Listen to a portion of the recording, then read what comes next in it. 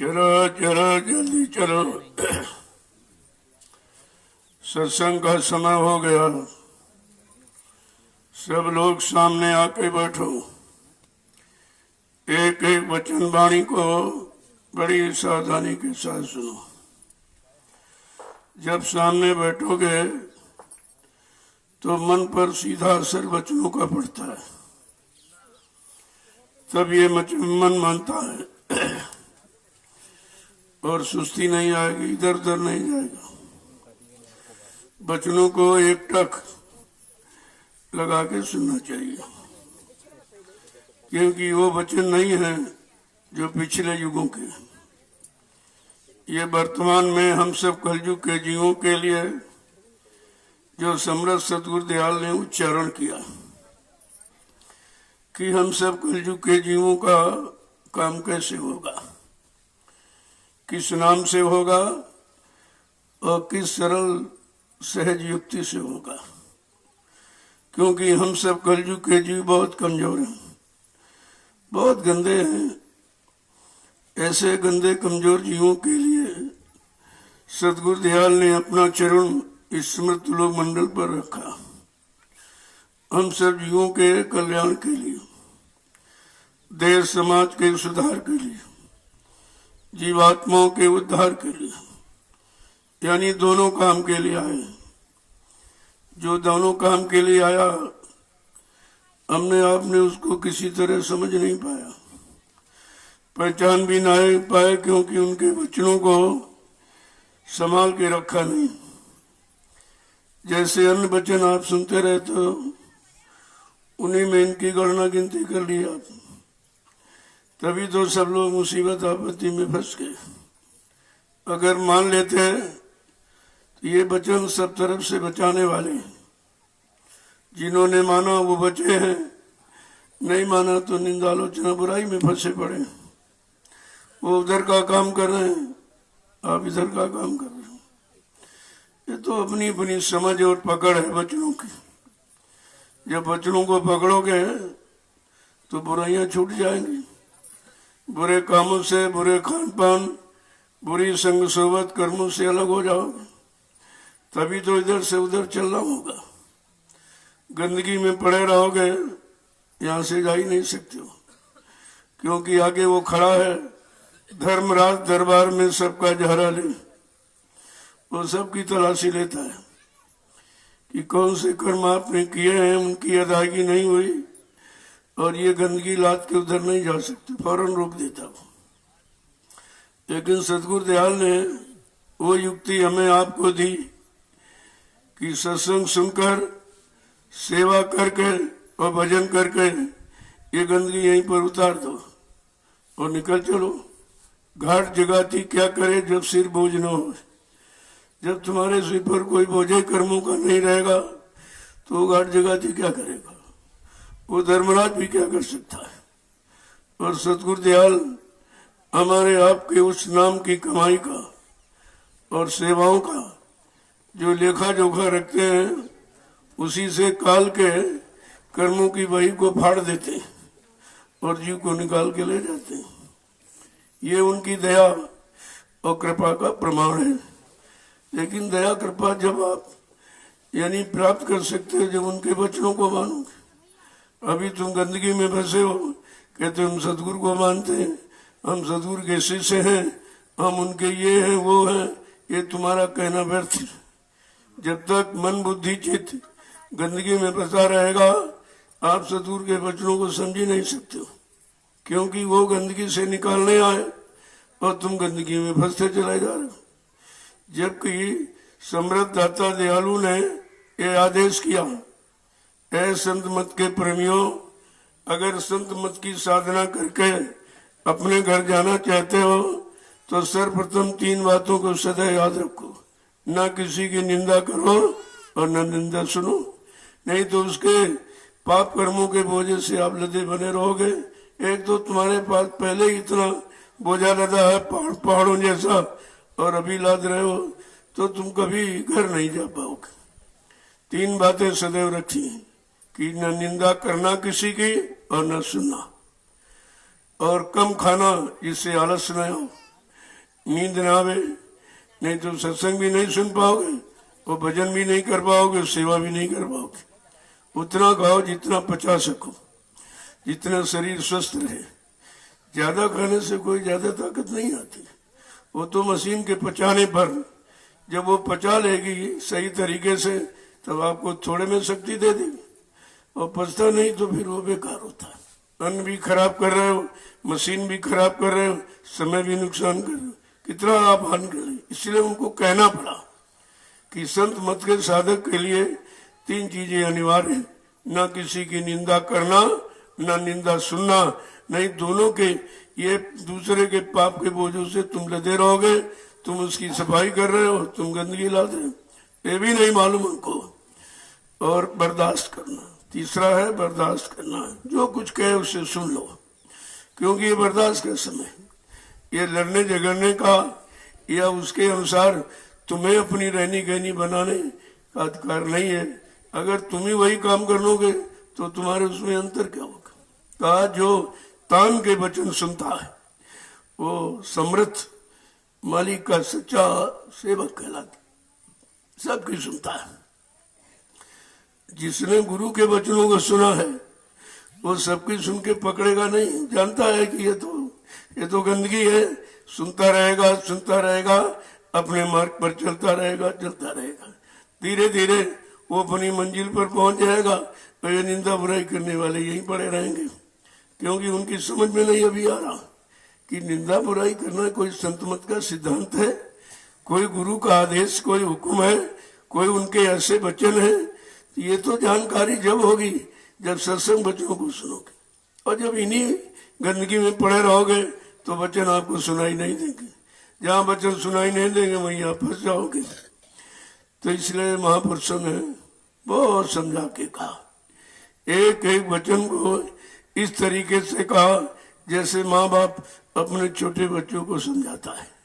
अच्छे रास्ते की तरफ शुरुआत में शिक्षा देता है, अच्छे खान पान की शिक्षा देता, अच्छे संग सोबत में रहने की शिक्षा देता और अच्छे कर्मों को करने की शिक्षा देता।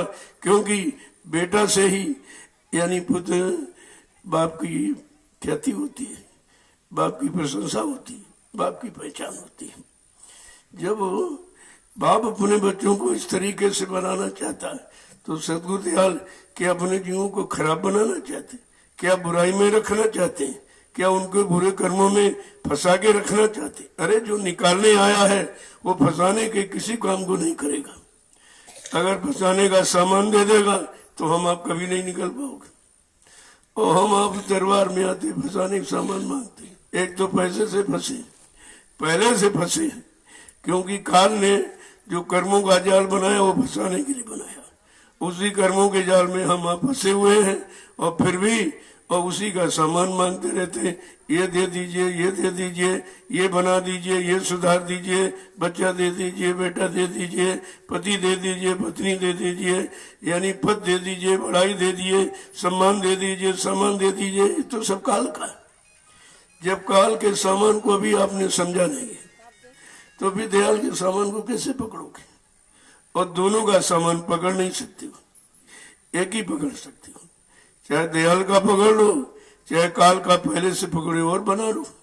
जितना ज्यादा यानी बढ़ाते जाओगे उतना ज्यादा फंसते जाओगे, उतना ज्यादा समय लगेगा, उतने ज्यादा जन्म लेने पड़ेंगे, फिर तो निकलने का अवसर कब आएगा। इसीलिए कहा मेरे रहते अपना काम बना लो, अब यह सहयोग मिल जाएगा, आप पर दया हो जाएगी।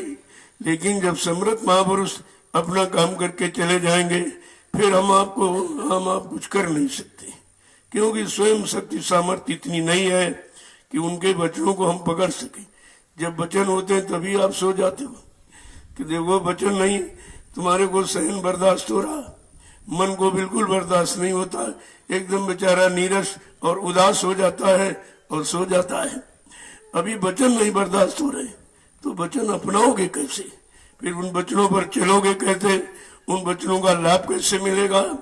इसलिए कहा इधर उधर से जो लगाव आपने बना रखा है उस लगाव को ढीला करो। ये भी लगाव सब काल से संबंधित है। जितना भी लगाव मन बुद्धि चित्त शरीर का है सब काल के सामानों से।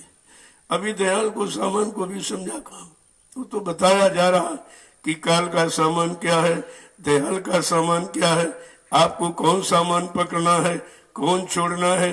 धीरे धीरे धीरे धीरे जब अपनी आदत बना लोगे पकड़ने की छोड़ने की, तभी तो ये काम संभव है। जय गुरुदेव, जय गुरुदेव, जय गुरुदेव, जय गुरुदेव। नाम किसका? जय गुरुदेव। नाम किसका? प्रभु का प्यारा नाम। समृद्ध दाता दयालु पूज्य स्वामी जी महाराज आज के इस नैमिषारण्य की तपोभूमि पर प्रातःकालीन लघु सत्संग में सम्मिलित होने वाले सभी सत्संगी प्रेमीजनों, बड़े जीव के सौभाग्य होते हैं जब सतगुरु दयाल के वचन सुनने को मिलते हैं। उससे बड़ा सौभाग्य हो जब वचन पकड़ने की आदत बन जाए। उससे बड़ा सौभाग्य हो जब वचनों को पकड़ कर हम चल पड़े। उससे बड़ा सौभाग्य हो जब वचन तुमको पहुंचा दे। इतनी बातों का जब ध्यान रखोगे तब ये धीरे धीरे धीरे धीरे काम हो जाएगा। आहिस्ते आहिस्ते कर पाएगा कि हम लोग बहुत कमजोर हैं, बहुत गंदे हैं। कभी ये रास्ता न रही, रास्ते की जानकारी किसी ने दी नहीं, जीवात्मा के बारे में तो किसी ने चर्चा नहीं किया। कभी कलयुग में जब से संत पधारे उन्होंने धीरे धीरे रास्ता खोला कि हमें आपको किस है या जिन रास्तों पर अभी तक हम चल रहे थे वो सच्चे हैं कि झूठे, वो रास्ते मंजिल पर पहुंचाने वाले हैं कि मंजिल से अलग करने वाले हैं।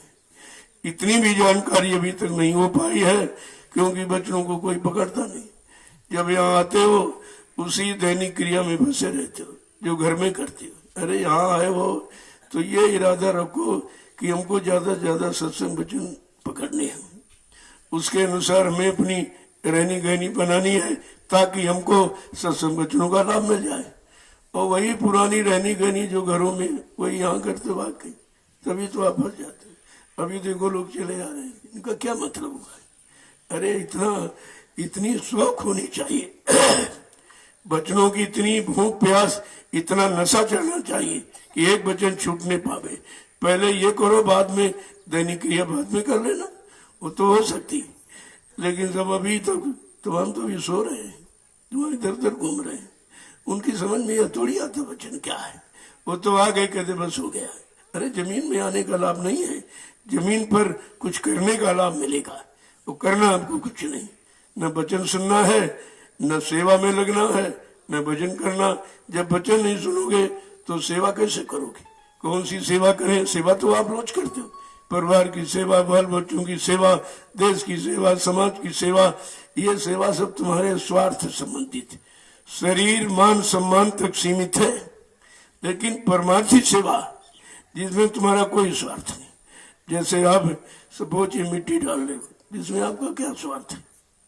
केवल आदेश हुकुम का पालन है। लेकिन ये परमार्थी श्रमदान सेवा, सड़क निर्माण सेवा क्यों कहा गया? कि ये जो सड़क बन रही ये वो सड़क नहीं है जो दुनिया में जिन सड़कों पर चलते हो टैक्स देना पड़ता, टैक्स आपको भरना पड़ता है। लेकिन ये परमार्थी सड़क निर्माण सेवा वो नहीं है जिसमें कोई टैक्स देना पड़ेगा। तुम्हारे श्रमदान और परमार्थी श्रमदान सड़क निर्माण सेवा से ये सड़क बन जाएगी। कितने लोग चलेंगे और कब तक? जब तक ये रहेगी, जब तक ये आश्रम रहेगा और सड़क रहेगी। और कितने लाखों लोग आएंगे जाएंगे, कितना बड़ा लाभ आपको मिट्टी डालने का है। वो घर में मिट्टी नहीं डालते क्या? खेतों में डालते हो, खेतों में काम करते हो, लेकिन उससे ये लाभ नहीं, क्योंकि वो तुम्हारे परिवार बाल बच्चों के भरण पोषण की सेवा है। उसमें कोई परमार्थी शब्द नहीं जुड़ता है। यहाँ जो भी आप करते हो सब परमार्थ संबंधित, क्योंकि आप जानते हो अपने लिए नहीं करते। चलो आदेश हुक्म मिला है उसका पालन करेंगे, तो अब क्या जो आदेश दे रहा वो उसकी व्यवस्था, वो जाने क्या देगा क्या नहीं देगा। उसके बदले हमारा कौन सा काम कर देगा, कौन सा लाभ दे देगा, कौन सी बिगड़ी बना देगा, ये तो उसके पर आधारित है। तो जब समझोगे तभी कुछ बात बनेगी। पहली बात तो ये लगाओ, जहां जहां हमारा आपका है वहां से हमें आपके मन को हटाना होगा। मन बुद्धि चित्त बहुत पुराने समय से जकड़े पकड़े पड़े हैं। अब उनकी जकड़न, उनकी ये पकड़ कैसे निकालोगे? अगर जकड़ और पकड़ नहीं निकालोगे तो मन की अकड़ कभी खत्म नहीं होगी। ये मन जो अकड़ रहा है, गुमान गरुड़ गुमान घमंड में बैठा है, इसकी अकड़ जब ही खत्म होगी जब उधर से पकड़ और जकड़ आप खत्म करेंगे, तब पकड़ समझ में आएगी। तो इसलिए हमें आपको करना क्या है? क्या काल के रंग में रंगना? जो काल ने रंग बनाया, काम क्रोध लोभ मोह अहंकार ईर्ष्या राग द्वेष, क्या इसी रंग में रंग के कुछ प्राप्त कर सकते हैं? इतने बहुत पुराने हम लोग इस रंग में रंगे, मिला कुछ नहीं, जो था वो भी उसने छीन लिया। रंग में कुछ तो एक तरह से फंसाने की बात हुई। तो समर्थ सदगुरुदयाल ने क्या कहा, उनके दो वचन सुन लीजिए आप, नहीं तो कहोगे आप अपने मन से कह रहे हो, इधर उधर मनगढ़ंत बातें बता रहे हो। तो महापुरुषों के वचनों को शामिल करके देख लीजिए, बात वही पड़ेगी। क्योंकि इधर से जो कहा जाएगा उनका ही होगा। हम कोई अपनी तरफ से थोड़ी कुछ कहते, वो उन्हीं का है जो उन्होंने बताया और सुनाया, समझाया और कराया, और करके जो लाभ मिला वो आपके सामने रखा जाता। चाहे उसे समझ लो और चाहे महापुरुषों के वचनों को समझ लो। अब समझा के क्या कह रहे, इस मन को और किसी को नहीं समझाना, सारी समझौती मन को, सारा ज्ञान मन को, जितना लिखा पड़ी है सब मन के लिए हो। क्योंकि मन समग्र कार्यों का आरंभ करता है, यही से आरंभ होता है। और शरीर का करता धरता यही, जिधर चाहता आपको घसीट के ले जा रहा। हम आप कुछ नहीं उसका कर पा रहे। अगर काम की इच्छा उठी तो काम की तरफ घसीट के ले गया, और क्रोध की इच्छा तो क्रोध की तरफ ले गया, लोभ मोह अहंकार की इच्छा तो लोभ मोह अहंकार की तरफ ले गया, ईर्ष्या राग तो उधर आपको ले जाता, और तुम उसका कुछ नहीं कर रहे, तुम्हें घसीटे घूम रहा है। अब ये समझो कि इसको ताकत इतनी कैसे मिली? ताकत तो हमें हमने दी है, क्योंकि उसकी सारी इच्छाएं पूरी करते रहते, सारी तरंगे उमंगे वासनाओं की ये सब पूरी करते रहते, तो बलवान तो हो ही जाएगा। जिसकी इच्छा पूर्ति होती रहेगी वो बलवान हो जाएगा। फिर वो इतना बलवान हो जाएगा कि तुमने इच्छा पूरी की, तुम्ही को कुछ नहीं समझेगा और घसीटे घूमेगा। तो महापुरुषों ने कहा, ये रंग जो तुम्हारे पर चढ़ा है, ये रंग तुमको गिराने वाला, तुमको डिगाने वाला है, तुमको फंसाने वाला, परमार्थ से और सेवाओं से भजन से अलग करने वाला। अब कहते हैं कौन सा रंग?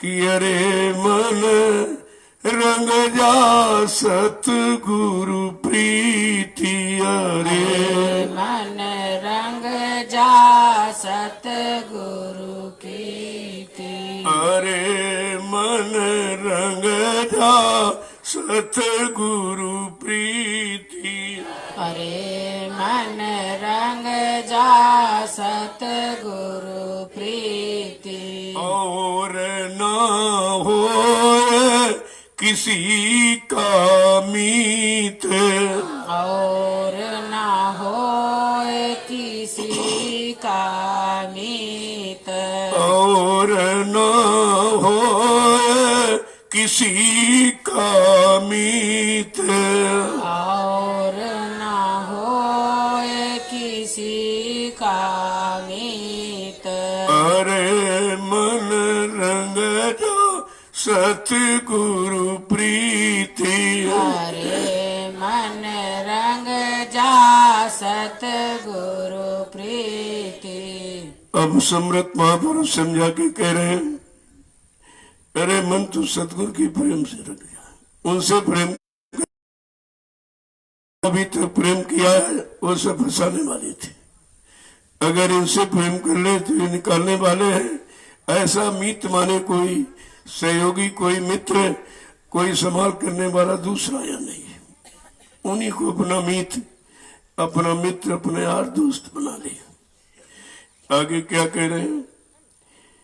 यही अब दारो हित कर चीत, यही अब धारो चित, यही अब धारो हित कर चीत, यही अब धारो हित कर चित। बिना गुरु जानो सभी अनीत, बिना गुरु जानो सभी अनीत। अरे मन रंग जा सतगुरु प्रीत, अरे मन रंग जा सतगुरु प्रीत। आप तुम मन मन में ठान लो कि मतलब अपने चित्त में धारण कर लो, ठान लो कि बिना सतगुरु के हमारा नहीं लाभ देने वाला कोई नीति वहां सिद्धांत नहीं, अनीति है। जितने ऐसा फंसाने वाले इसे अनीत कहते हैं, जो निकालने वाले हैं वो सच्ची नीति है। कहते हैं अपने मन में ठान लो कि हमारा हित करने वाला कोई नहीं है। जिनको हमने अपना बनाया उन्होंने अपना अपना हित हमसे किया, अपना अपना भला, अपना अपना स्वार्थ निकाला, लेकिन तुम्हारा कोई मीत या नहीं बना। इसीलिए तो समझा के कहते हैं कि जिनसे आपने यारी दोस्ती की, जिनको अपने रिश्तों में बांधा है, उनका मतलब कहां तक का है कि देहरी तक पत्नी का नाता, देहरी तक ही पत्नी का नाता, पोली तक माँ का नाता है, मरघट तक जाते भाई बंधु, पर हंस अकेला जाता है। कितना समझा के कह रहे हैं, जिनको आज तक तुमने अपना मित्र, अपना संगी साथी बनाया, का वो सब मरघट तक के साथी, बस आंसू बहा के वापिस लौट आएंगे, तेरे साथ कोई नहीं जाएगा। तेरा कोई होता तो साथ जाता, लेकिन हम अभी तक नहीं समझ पाए कि मेरा कौन, मेरा कौन है। कहा जो तुम्हारा इधर भी साथ दे और उधर भी साथ चले और घर पहुंचावे, वो सच्चे सहयोगी है और सच्चे मित्र है। कहते सच्चे शुभ चिंतक और सच्चे परम हितैषी है। तो वो कौन है कि संगी साथी गुरु को लेना, ये संगी साथी एक गुरु जी को लेना, और भेद इन्हीं का जाना है, और सुरति शब्द का साधन करके और अपने घर चढ़ जाना है, फंसना नहीं देश बिराना है। कितना स्पष्ट कह रहे हैं, तुम्हारे संगी साथी तुम्हारा सदगुरु है, जो इधर भी तुम्हारा साथ दे रहा, इधर विषय भोगों से अलग कर रहा है, तुम्हारे मन बुद्धि चित्त को पाक साफ निर्मल पवित्र कर रहा है, और कितने यानी पाप कर्मों का बोझा जो लादे बैठे हो सेवा के द्वारा उनकी भी अदायगी करा रहा, और नाम दान देकर हम सब जीवात्माओं को अपने घर जाने का रास्ता बता दिया, और पहुंचाने का भी वादा। रास्ता तो सबने बताया, लेकिन पहुंचाने का वादा किसी ने नहीं किया। इतने संत महापुरुष आए हैं, सबने रास्ता नाम का बताया, 5 नामों का भेद सबने दिया, लेकिन ये नहीं कहा कि जिनको मैं नाम दान दे रहा हूं, जब तक इनकी जीवात्मा को जगा के परमात्मा से नहीं मिला दूंगा, इनके घर नहीं पहुंचा दूंगा, तब तक ये मानो शरीर ये चोला मैं छोड़ने वाला नहीं हूं। ये किसी ने नहीं कहा। यही समृत मालिक की सच्ची पहचान है। जब ये पहचान भूल गया तो इधर उधर चले गई। अगर पहचान बनी रहती कि घर पहुंचाने वाले यही है जिन्होंने हमको नाम दान दिया या नाम से जोड़ा है, दूसरा कोई नहीं पहुंचा सकता, तो हम आप कभी सतगुरु दयाल की शरण चरण को नहीं छोड़ते, कहीं नहीं जाते, क्योंकि हमें मालूम था कि ले जाने वाले ये दूसरा है नहीं कोई। और ये भी कहा कि मानव शरीर भी नहीं छोड़ूंगा, नहीं तो तुम भूल जाओगे, क्योंकि पहचान हमें आपको इसी शरीर की। जिस शरीर ने हमको नामदान दिया, जिस सगल सूरत को मैंने देखा नामदान के वक्त, हमारा काम वही करेगा, दूसरा नहीं कर सकता है। तो कितनी बड़ी बात, कितनी नेक भली सलाह दे रहे हैं। कहा तुम्हें फिर करना क्या है, क्योंकि कोई नया काम तो हम आप कर नहीं सकते, इतनी शक्ति सामर्थ्य नहीं है, इतनी पकाई सफाई निर्मलता चरित्रता नहीं है। तो कहा जो तुम कर रहे हो उसी को छोड़ दो, जो कर रहे हो उसका तो अनुभव आपको है, कल इसी को छोड़ दो, यही करना अगर बंद कर दो तो उधर चलना शुरू हो जाएगा। यही करना तो तुमको रोके, या तो क्या करना कि इंद्री द्वारे बंद कर रखना, इंद्री द्वारे ही बंद कर रखना, और मन पर अंकुश लाना है, फंसना नहीं तेसो बिराना है। कहा इंद्री दरवाजों पर जो बार बार मन भागता है, भोगों में सारी शक्ति निचोड़ के, इसीलिए तो आपको सुस्ती आ रही, न मन में ताकत नहीं है तो तुमको साथ कैसे देगा, भजन में सहयोगी कैसे बनेगा, सत्संग में सुनने में सहयोग कैसे देगा, सेवा करने में सहयोग कैसे देगा, ये तो जानकारी आपको रखनी पड़ेगी। कहा आपको नया काम कुछ नहीं करना, जो पुराने में फंसे हो, इंद्रिय दरवाजों पर भोगों में लिप्त लिपायमान सराबोर हो, अरे कहा उसी को छोड़ दो, उसको हटा लो मन को वहां से, मन को हटाओ काम से तो पहुंचे अपने धाम को। अगर इधर से नहीं हटा तो उधर चलने का कोई प्रश्न नहीं होता है। आगे क्या कह रहे हैं, असली काम कौन सा, जिस काम के लिए परमपिता परमात्मा मालिक ने हमें आपको ये मानो अनमोल शरीर दिया है, वो कौन सा काम करना कि तन नगरी में सुरती फंसी है, कि तन नगरी में ये सुरती फंसी है, इसको यार छुड़ाना है, फंसना नहीं तेसो बिराना है। और संगी साथी गुरु जी को लेना, और भेद इन्हीं का जाना है, और सुरती शब्द का साधन करके और अपने घर चल जाना है, फंसना नहीं देश बिराना है। कितना साफ साफ संदेश है, ऐसा संदेश किसी ने नहीं दिया। ये संदेश आदेश निर्देश सत्य देश जाने वाला है, सत्य देश की तरफ चलने वाला, सत्य देश पहुंचाने वाला है। लेकिन अभी तक हम न तो संदेश सुने हैं, न अपने लिए आदेश माना है, तो फिर सत्य देश कैसे पहुंचेंगे। हमारे पहुंचने में केवल अड़चन इसी बात की कि हम अभी वचनों को समझ नहीं पाए, हम उसके अनुसार अपने को बदल नहीं पाए। अब जो निंदा आलोचना बुराई में फंसे हैं, वो बेचारे कैसे जाएंगे, कैसे आपको ले जाएंगे। वो तो तुमको इसलिए सुना रहे कि हमारे जैसे तुम भी बने रहो, हमारे जैसे यहीं पर बने रहो, सबकी गंदगी उठाते रहो। तो तुमको अगर घर जाना है, अपने घर जाने की बात पकड़ो, ये इधर उधर की बातों से पकड़ने से आपका लाभ क्या होगा। जब वो वचनों का लाभ नहीं ले पाए, गुरु के वचनों आदेश को समझ नहीं पाए, इसी निंदा आलोचना बुराई में फंसे हैं, तो वो तुमको क्या देंगे। इसलिए जब वचनों को सुनोगे तब समझ पैदा होती, यही समझौती। जब समझ आ जाएगी तो सारा काम आ जाएगा।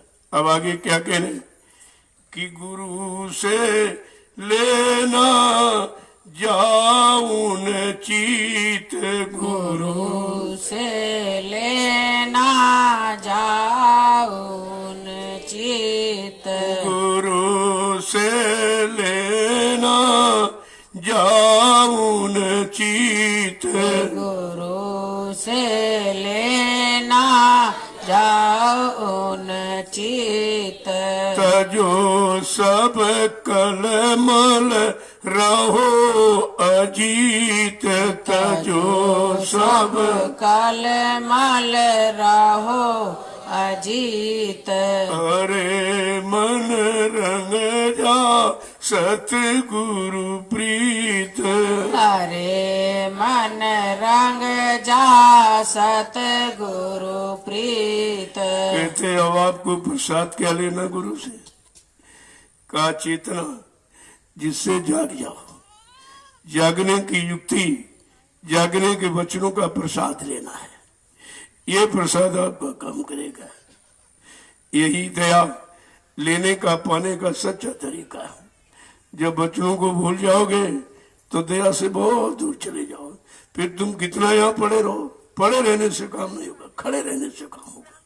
जब वचनों को पकड़ कर खड़े हो जाओगे और सेवा तत्काल समझ में आ जाए कि भाई सेवा कौन सी है, किस काम की है, किस तरफ ले जाने वाली, क्या क्या खत्म कराने वाली, तभी तो सेवा का लाभ आपको मिलेगा। कहते गुरु से लेना या उन चीत जो वो चिताने जगाने वाला संदेश दे रहे, बचनों का प्रसाद दे रहे, उसको लेना है और संसार की कोई चीज नहीं मांगना। अपने शरीर, इंद्रियों, भोगों के सामान की कोई वस्तु की याचना, कामना, प्रार्थना, अर्चना, वंदना नहीं करना है। तो क्या कह रहे हैं? तजो मन कर्म रहो। जब ये कलयुग की गंदगी जो कर्मों की, भोगों की, सामान की जो उसने बना रखी है, का इस कलमल और कलयुग के मल माने गंदगी को जब तजो माने छोड़ दोगे तो अजीत हो जाओगे। तुम्हें कोई यहाँ जीतने वाला, रोकने टोकने वाला, न काम न क्रोध न लोभ न मोह, यही तो रोके टोके। का इनकी भी कोई बस नहीं, जोर नहीं चलेगा। अगर सतगुरु के वचनों का प्रसाद ले लिया तो इनका कोई जोर नहीं चलेगा। देखो कितना समझा के कह रहे हैं, लेकिन बात वचनों को पकड़ने की। और मन तुम्हारा पकड़ना नहीं चाहता, वो इधर उधर जा रहा, अब भी इधर उधर चिंतन कर रहा। कितने लोग यहाँ बैठे हो, किसका मन लग रहा? अगर मन लगेगा तो एकदम आँख खुली रहेगी, बिल्कुल पलक तक बंद नहीं होगी, क्योंकि उसको रस मिल रहा। रस आ रहा वचनों का, जा रहा अंदर, अंदर प्रवेश कर रहा है, मन की गंदगी को खत्म कर रहा, हटा रहा है। इसीलिए कहा वचनों को जाग के चेत के सुना कर। और सब तरह के जीव आए हुए, 4 तरह के जीव सत्संग में सम्मिलित हुए। आर्थ अर्थार्थी, जिज्ञासु और ज्ञानी। आरत भक्त जैसे द्रौपदी ने आरत भाव से कृष्ण को पुकारा। किसके लिए? कहा साड़ी बढ़ा दो, लोग नंगा कर रहे। अरे नंगी तो तू पैदा हुई थी, ये क्या मांग रही? अगर मांगना था कोई अच्छी चीज मांग लेती, वो भी बेचारी रहेगी। ये आरत भक्त है। अर्थार्थी जो धन की इच्छा कामना करते, जैसे ध्रुव ने कहा कि हमको अटल राज्य मिल जाए। अरे राज तो क्षणिक है, शरीर तो रहेगा नहीं, तो राज भी नहीं रहेगा। कहते समझ नहीं पाए, मांगा तो। आरत अर्थार्थी जिज्ञासु। उद्धव जी जिज्ञासु भक्त थे। उनकी जिज्ञासा थी कि भाई हमको भी अपने घर ले चलिए आप। तो कृष्ण ने कहा भाई ये तो काम मैं तुम्हारा नहीं कर सकता हूँ, लेकिन मैं युक्ति बता दूंगा कि जाओ उद्धव बद्रिकाश्रम तप करो। जब तप करोगे सोतिर्निष्ठ ब्रह्मनिष्ठ, जब संत महापुरुष कल युग में आएंगे, वो नाम की बख्शीश देंगे, नाम की खैरात बांटेंगे। जब नाम की युक्ति तुम लोगे और आत्मा के घाट पर बैठकर सुबह शाम नाम की कमाई करोगे, तब पाप पुण्य दोनों खत्म हो जाएंगे। उधर तुम मेरे घर आ सकते हो। पाप पुण्य जब दोनों ना से उधो वो हमरे पूर्वासी का, वो मेरे गोलोक, मेरे प्रकृति धाम में वो जा सकेगा जो पाप पुण्य दोनों को उतार दे। तुम यहाँ तो पाप ही कर दो सब, ना पाप पुण्य कोई नहीं उतार पाए और समेट रहे। इसकी निंदा, इसकी बुराई, इसकी चुगली, उसकी गंदगी उठा रहे हो, तो ये तो कर्म को, पाप कर्मों को इकट्ठा कर रहे हो। और उधर कह रहे पाप पुण्य जब दो ना से उधो वो हमरे पूर्वा से, जो पाप पुण्य दोनों की गंदगी को यहीं पर उतार देगा सतगुरु के आदेश में, वो जीव का मेरे धाम भी आएगा और मेरे धाम से होता हुआ अपने असली धाम दुर्धाम पहुंच जाएगा। देखो इशारा सबने किया। अब समझ में आ जाए तब तो कि मार लो मन को यही पलीत, मार लो मन को यही पलीत, मार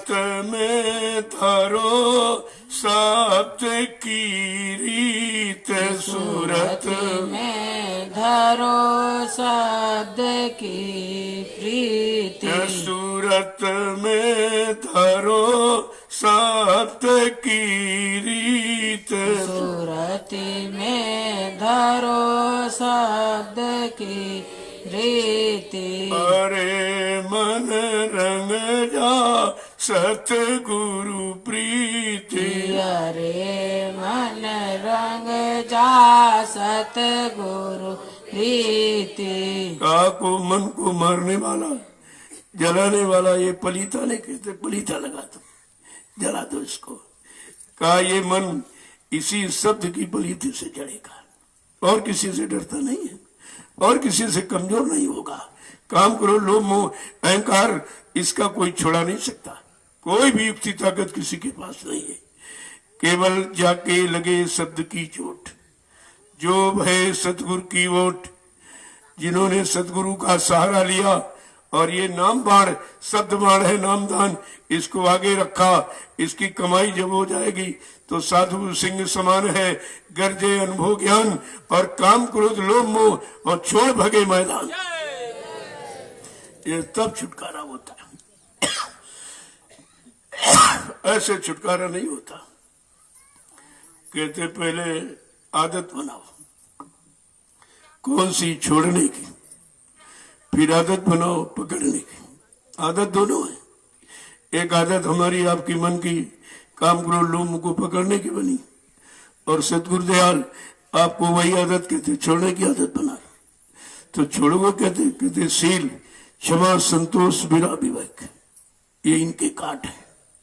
काम करो लोभ मोह अहंकार का काट है ये, कि जब जो आवे तो उसकी फौरन काट लगा दीजिए।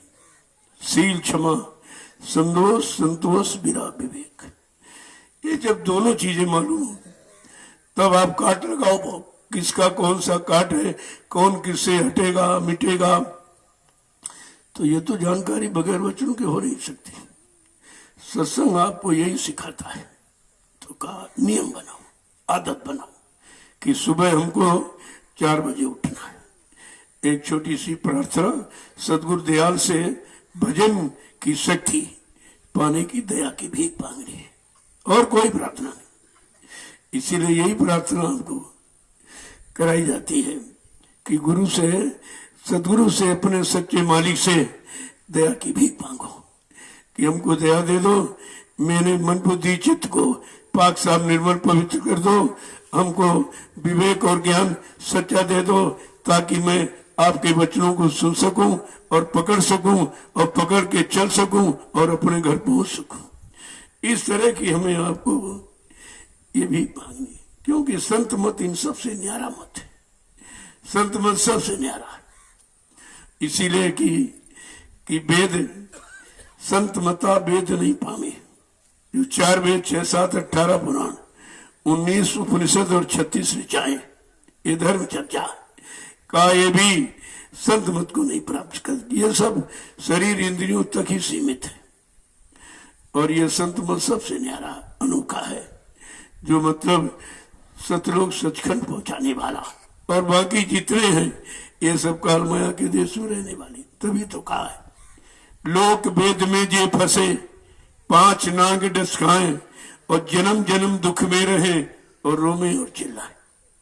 कहा ये यही संसार में जन्म दिलाता रहेगा, जन्म मरण और रुलाता रहेगा, और यहाँ से जाने नहीं देगा। इसलिए संत मत इन सबसे न्यारा है। और संत मत बिना सतगुरु दयाल के कोई संत मत की परिभाषा नहीं बता सकता। दिलाना मिलाना तो दूर रहा, कोई परिभाषा भी नहीं जानता है कि संत मत किसे कहते। काल मत में फंसे जीव वो संत मत को क्या जानेंगे, क्या उसके बारे में समझेंगे कि संत मत क्या है, कौन सा लाभ देता है, कहां से कहां तक पहुंचा देता है, और कहां से निकाल करके उधर तरफ मोड़ के खड़ा कर देता है। आगे समझा के क्या कह रहे हैं, जब एक एक वचन को बड़े ध्यान से सुनोगे, इसको कहते हैं आध्यात्मिक सत्संग, और ये कहीं नहीं हो रहा। ये बहुत पहले कि होली के अवसर में होली के अवसर पर आपको ये सुनाया गया था 2001 में होली के अवसर पर ये सत्संग सुनाया गया, लेकिन सब भूल गए, किसी की समझ में नहीं आता। ऐसा नहीं जो यहाँ से प्रसारित किया जा रहा वही कोई अपना मनमुखी सिद्धांत नहीं, मनमुखी अपने कोई वचन नहीं है, जो आपके सुनाए गए उन्हीं की पुनरावृत्ति। बार बार याद कराया जा रहा कि मैंने पहले भी सुना दिया, अब फिर से सुन लो तो अच्छा रहेगा तुम्हारे लिए। तो क्या कह रहे हैं कि अरे मन रंग जा सतगुरु प्रीति, हरे मन रंग जा सतगुरु प्रीत, तुम्हारा कोई नहीं यहाँ मीत, तुम्हारा कोई नहीं यहाँ मीत, अरे मन रंग जा सतगुरु प्रीति, मन रंग जा सतगुरु प्रीत। अब आगे समझा के क्या कह रहे हैं, चढ़ो तुम नभ में ये जग जीत, चढ़ो तुम नभ में यह जग जीत, चढ़ो तुम नभ में यह जग जीत, चढ़ो तुम नभ में यह जग जीत, गहो अब संतन की ये रीत, गहो सब संतन की यह रीत, गहो अब संतन की ये रीत, गहो संतन की यह रीत, अरे मन रंग जा सतगुरु प्रीति, अरे मन रंग जा सतगुरु प्रीत, तुम्हारा कोई नहीं यहाँ मीत, तुम्हारा कोई नहीं यहाँ मीत, सतगुरु के वचन सुनकर और नाम की युक्ति, नाम की डोर सतडोर पकड़कर तुम अपने नभ में चढ़ो तो संसार को जीत लोगे। बगैर संसार को जीते, संसार की जीत क्या है, काम क्रोध लोभ मोह अहंकार ईर्ष्या राग द्वेष, इनको जीत लो तो संसार को जीत लिया तुम। और यही मन की जीत है, मन इन्हीं में फंसा हुआ है। जब तक इनसे मन को नहीं निकालोगे तब तक आपकी यहाँ जीत नहीं हो सकती। तुम राजे धनी वाले कितने बन जाओ, चतुर चालाक होशियार कितने बन जाओ, लेकिन तुम्हारी जीत नहीं हो सकती। क्यों? पढ़ना लिखना चातुरी ये तो काम सहल, लेकिन काम दहन मन बस करन यही काम मुश्किल। मुश्किल तो इस बात की है, ये काम जैसे शत्रु पर विजय पाना ये जीव के बस की बात नहीं है, क्योंकि सारी सृष्टि काम से ही उसने तैयार की। जिसने सारी सृष्टि को बना डाला वो काम कितना प्रबल होगा। कहा भैया बिना सतगुरु की दया के इधर से उधर कोई जा ही नहीं सकता, क्योंकि जाने नहीं देगा। यही सब संतों की रीत माने तरीका, उनका यही नीति रीति प्रतीति यही रही है। सारे संतों ने यही सलाह दी, तुम किसी को मत मारो, किसी के पीछे मत पड़ो, अपने शैतान मन के पीछे पड़ जाओ। क्यों? यही तुमको अटकाए भटकाए है। और तुमने सबका ध्यान करके देख लिया, देवी का, देवता का, पत्थर का, मूर्त का, तीरथ का, लेकिन मन कभी माना है? मन कभी तुम्हारे बस में हुआ? कहना नहीं, इससे नहीं बस में होगा। कहना किससे हुआ? गुरु मी मूर्त ये विचारो, गुरु के चेतन स्वरूप को आत्मा के घाट पर हृदय पर बैठा के देखो कि उधर फिर वो गुरु किसी को नहीं जाने देगा और कोई उधर बढ़ेगा नहीं। इतना डर है काल को, ईश्वर को, ब्रह्म को, पार ब्रह्म को, महाकाल, ये सदगुरु को देख के सब डरते, सब थर थर कांपते हैं।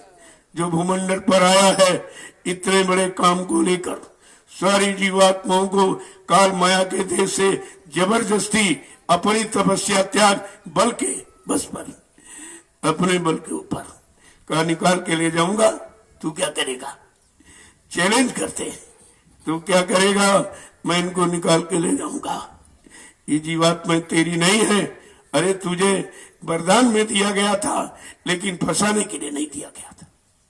तूने जो ये कर्मों का जाल बना करके फंसाया है, क्या ये कोई आदेश मिला था? क्या ऐसा कोई हुक्म तुझे हुआ था?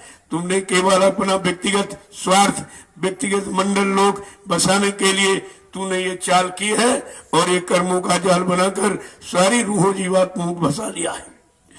आगे देखो समझा के क्या कह कि गुरु का नाम समारो चित, गुरु का नाम समारो चित, गुरु का नाम समारो चित, गुरु का नाम समारो चित, लगाओ छिन छिन उनसे प्रीति, लगाओ छिन छिन उनसे प्रीत, लगाओ छिन छिन उनसे प्रीत, लगाओ छिन छिन उनसे प्रीत। सतगुरु ने जो नामदान दिया है, जो अंतर में स्थानों का भेद दिया है, तो आपको नाम आवाज रूप स्थान दिया है, उसको हर बस चित्त में बसा कर रखो, हमेशा अपने हृदय में बसा कर रखो। जब इनका वास हो जाएगा, उधर कूड़ा कचरा हट जाएगा। लेकिन इनका वास अभी कहाँ है? अभी ना नामदान को बसाया, ना आवाज स्थान रूप, किसी को तो बसाते नहीं हो। अगर ये याद हो जाए और इनको बसा लो, तो इनकी जगह दूसरा ले नहीं सकता, दूसरा वहां फटक नहीं सकता। का जो नाम दिया है, रूप दिया है, आवाज दी है, स्थान बताया, का इनको हमेशा ध्यान में रखिए, तो तुम्हारा ध्यान कहीं जाएगा नहीं। लेकिन ये तो आपने ध्यान से हटा दिया और निंदा आलोचना बुराई में फंस गए। का इनको विचारों को क्या मिलेगा? ये मानव जीवन सदगुरु पाकर भी व्यर्थ में चला जाएगा, क्योंकि आपने उनके वचनों को माना नहीं। उनको नीति रीति प्रतीति को आपने समझा कहाँ है? क्या कहते हैं? कह रहे कि गुरु का नाम समारो चित्त, अपने चित्त मन बुद्धि चित्त में गुरु ने नाम दान दिया। नाम को, रूप को, आवाज को, स्थान को अपने चित्त में बसा के रखो, तो दूसरा तुम्हारे चित्त में फिर नहीं आएगा, दूसरा बस भी नहीं पाएगा, और दूसरा तुम्हारा कुछ कर भी नहीं पाएगा। अगर आपने इनको स्थान दे दिया, तो दूसरा उनकी जगह स्थान ले ही नहीं सकता है। इतनी सामर्थ्य किसी में नहीं है, तभी तो आपको नामदान दिया। और पहले भेद बता दिया कि जब नामदान दिया तब कहा देखो ये नाम है, और ऐसा रूप होगा, ऐसी आवाज आएगी, और ऐसा स्थान दिखाई देगा तुमको, तब तुम समझ लेना कि हम सही रास्ते पर चल रहे हैं। ये तो पहले ही बता दी। अभी नामदान दिया, बताया, दिया कुछ नहीं, केवल बताया कि जब नामदान का सही अनित तरीके से प्रयोग करोगे नियम संयम के साथ, तो आगे तुमको वो रूप ही दिखाई देगा। जब नाम लोगे तो उसका रूप दिखाई देगा, तभी तो समझोगे हाँ ये सही नाम। और रूप के बाद कहते उसकी आवाज आएगी, तब आप समझ लोगे हाँ इन्हीं की आवाज ये है। तो ये जो घंटा संग बजाया जाता, ये इसी काल भगवान की आवाज। जहाँ हम आप रह रहे हो उसके देश में उसकी आवाज लगाकर और उसके कर्मों के जाल से जीवों को निकालना है, इसलिए आवाज दी जाती। इसकी घंटा संग की आवाज सुनकर इसके देश से निकलो और अपने घर की तरफ चलो। देखो कैसा बता रहे हैं कि चलो कि गुरु का नाम संभालो चित्त, लगाओ छिन छिन उनसे प्रीति, हर क्षण फल घड़ी उन्हीं से प्रेम प्यार मोहब्बत करो, तो ये तुम्हारा काम सहज हो जाएगा। लेकिन तुम अब दुनिया के सामानों से प्रेम करते हो, जरा सा नुकसान हो गया रोने लगते हो। अरे तो नुकसान तो एक दिन शरीर का भी हो जाएगा, ये भी नष्ट हो जाएगा। ये नाशवान सामानों के लिए क्या रोना है और क्या हंसना है, ये दोनों तो झूठे। हंसना भी झूठा है क्योंकि तुम्हारा है नहीं, और रोना भी झूठा है कि तुम्हारे साथ जाएगा नहीं। ये हंसना और रोना दोनों झूठे। इतनी बात अभी समझ में कहाँ आई है। जरा सामान टूट गया, खो गया, किसी ने ले लिया तो भर से रोने लगते हो, चिंता करने लगते हो। अरे यहाँ तक लोगों का हार्ट अटैक हो जाता है, इतने वो लिप्त है उसमें, गुस्से कि उसके बगैर रह नहीं पाए और शरीर छूट गया, शरीर भी छूट गया, सामान भी छूट गया। तो तुम्हारा ये रोना और हंसना किस काम का है? ना हंसना है ठीक, न रोना, इन दोनों से अलग होना है। हंसना भी झूठा और रोना भी झूठा। लेकिन ये समझ में कब आएगा? जब सदगुरु के वचनों को सुनोगे। आगे क्या कह रहे कि गाये सतगुरु ये है निज गीत गाओ, सतगुरु यह निज गीत गाओ सतगुरु ये है निज गीत, गाओ सतगुरु यह निज गीत। तजो सब छल बल ममता प्रीत, तजो सब छल बल ममता रीत, तजो सब छल बल ममता प्रीत, तजो सब छल बल ममता प्रीत। कहते हैं तुम यहाँ की सारी प्रीति धोखा समझो, जो प्रीति की तो फंस गए, और सच्ची प्रीति अगर सदगुरु करते तो निकल जाते। देखो प्रीति भी है, प्रीत भी है, लेकिन दोनों का काम अलग है। जैसे यहाँ प्रीत की है तो फंस गए हो, ऐसे अगर सदगुरु से प्रीत कर तो निकल जाओगे। देखो दोनों रास्ते हैं, वो भी जानते हो, और निकलोगे कैसे वो भी बताया जा रहा है। जो दोनों रास्ते बताता वो पूरा सदगुरु उसी को कहते हैं, पूरा जानकारी, जिसको पूरा ज्ञान कि मृत्यु लोक में हम फंसे कहाँ हैं और निकल कर सत्य लोक पहुंचेंगे कैसे। दोनों जानकारी देता है, जानकारी रखता है, वो पूरा सदगुरु कहलाता, और उसी से ये काम पूरा होगा। और कोई कह दे बीच में खड़ा हो जाए और तुम उन्हीं के चक्कर में फंस के चले गए, सब छोड़ दिया। क्या वहां कोई पूरा सदगुरु है? अरे वहां तो इंसान भी नहीं है। जो अपने गुरु को धोखा दे सकता है तो वो इंसान कैसे माना जाएगा? गुरु भक्त कैसे माना जाएगा? गुरु प्रेमी कैसे माना जाएगा? इतनी बात समझ में नहीं आई। जो गुरु को धोखा दे सकता तुम्हें कब छोड़ देगा? तुम्हें तो कुछ भी नहीं समझेगा। लेकिन समझ में कब आए? जब उन वचनों को पकड़ के रखा होता है, तब तो कोई नहीं छोड़ता है। क्योंकि छोड़ता जो है, जब हमको उससे कोई अच्छी चीज कहीं मिल जाए तब तो छोड़ देगा। लेकिन जब तुमने छोड़ा और जहां गए वहां अच्छी मिली कि ये भी नहीं मिली, जो मिल रहा था ये भी नहीं मिला, जो दया मिल रही थी, क्षमा मिल रही थी, संतोष मिल रहा था, विरह जाग रहा था, वो भी तो आपका खत्म हो गया। मिलने की जगह सब चला गया, और अब भी लोग नहीं समझ पा रहे क्योंकि वचन उनके पास नहीं है। वचनों को उन्होंने मान्यता नहीं दी है, केवल स्वार्थ लोभ लालच को मान्यता दी है। कहा इसलिए गुरु के पास 4 तरह के जीव जाते, आरत अर्थार्थी जिज्ञासु और ज्ञानी। तो कहा कि जो धन की इच्छा से आए हैं वो धन लेके चले जाएंगे, और जो सामान की इच्छा से आया वो सामान लेके चला जाएगा। देखा नहीं इसमें तमाम कोई चावल चुरा लेता, कोई दाल। देखा प्रेमियों ने अच्छा चावल दिया, फट से चुरा लिया, अच्छी दाल दी फट से, अच्छा तेल प्योर दिया, सब मिर्च मसाले सब चुरा लेता। कहा जो सामान की इच्छा से आए वो सामान लेके चले जाए, और जो सम्मान और पद की इच्छा से आया वो पद सम्मान लेके चला जाएगा। लेकिन जो जिज्ञासु प्रेमी भक्त भगवान की इच्छा से आए हैं वो भगवान लेके जाएंगे। ये सब काम नहीं करेंगे। सबकी रहनी गर्मी गहनी और कर्मों का लेखा जोखा और संस्कार सब अलग अलग है, इसलिए सब पर एक नियम लागू नहीं होगा। और यही बात समझ में लोगों की आई नहीं। अगर समझ में आ जाती तो शायद ये झंझट नहीं होता। इसको हटाए पंखे को, है पंखा हटाए सर, कई बार के तो समझते नहीं। तो कहते हैं कि अगर गाना है सतगुरु का गीत का, वो गीत जिससे सतगुरु खुश हो जाए, खुश हो जाए। और ऐसे नहीं जब तुम्हारे कर्म खराब, केवल गाना कर्मों को शुद्ध करके, खान पान को शुद्ध, गहनी गहनी शुद्ध करके, मन बुद्धि चित्त को निर्मल पवित्र करके, गंदगी भरे बैठू गाना गाते कि इसलिए कुछ मिल जाए, कुछ मिल जाए, कुछ मिल जाए। कल ये भी गलत, इससे भी कुछ होने वाला नहीं है। जब सतगुरु के गीत गाओ जिससे वो खुश हो जाए। देखिए कितनी बड़ी निज गीत है।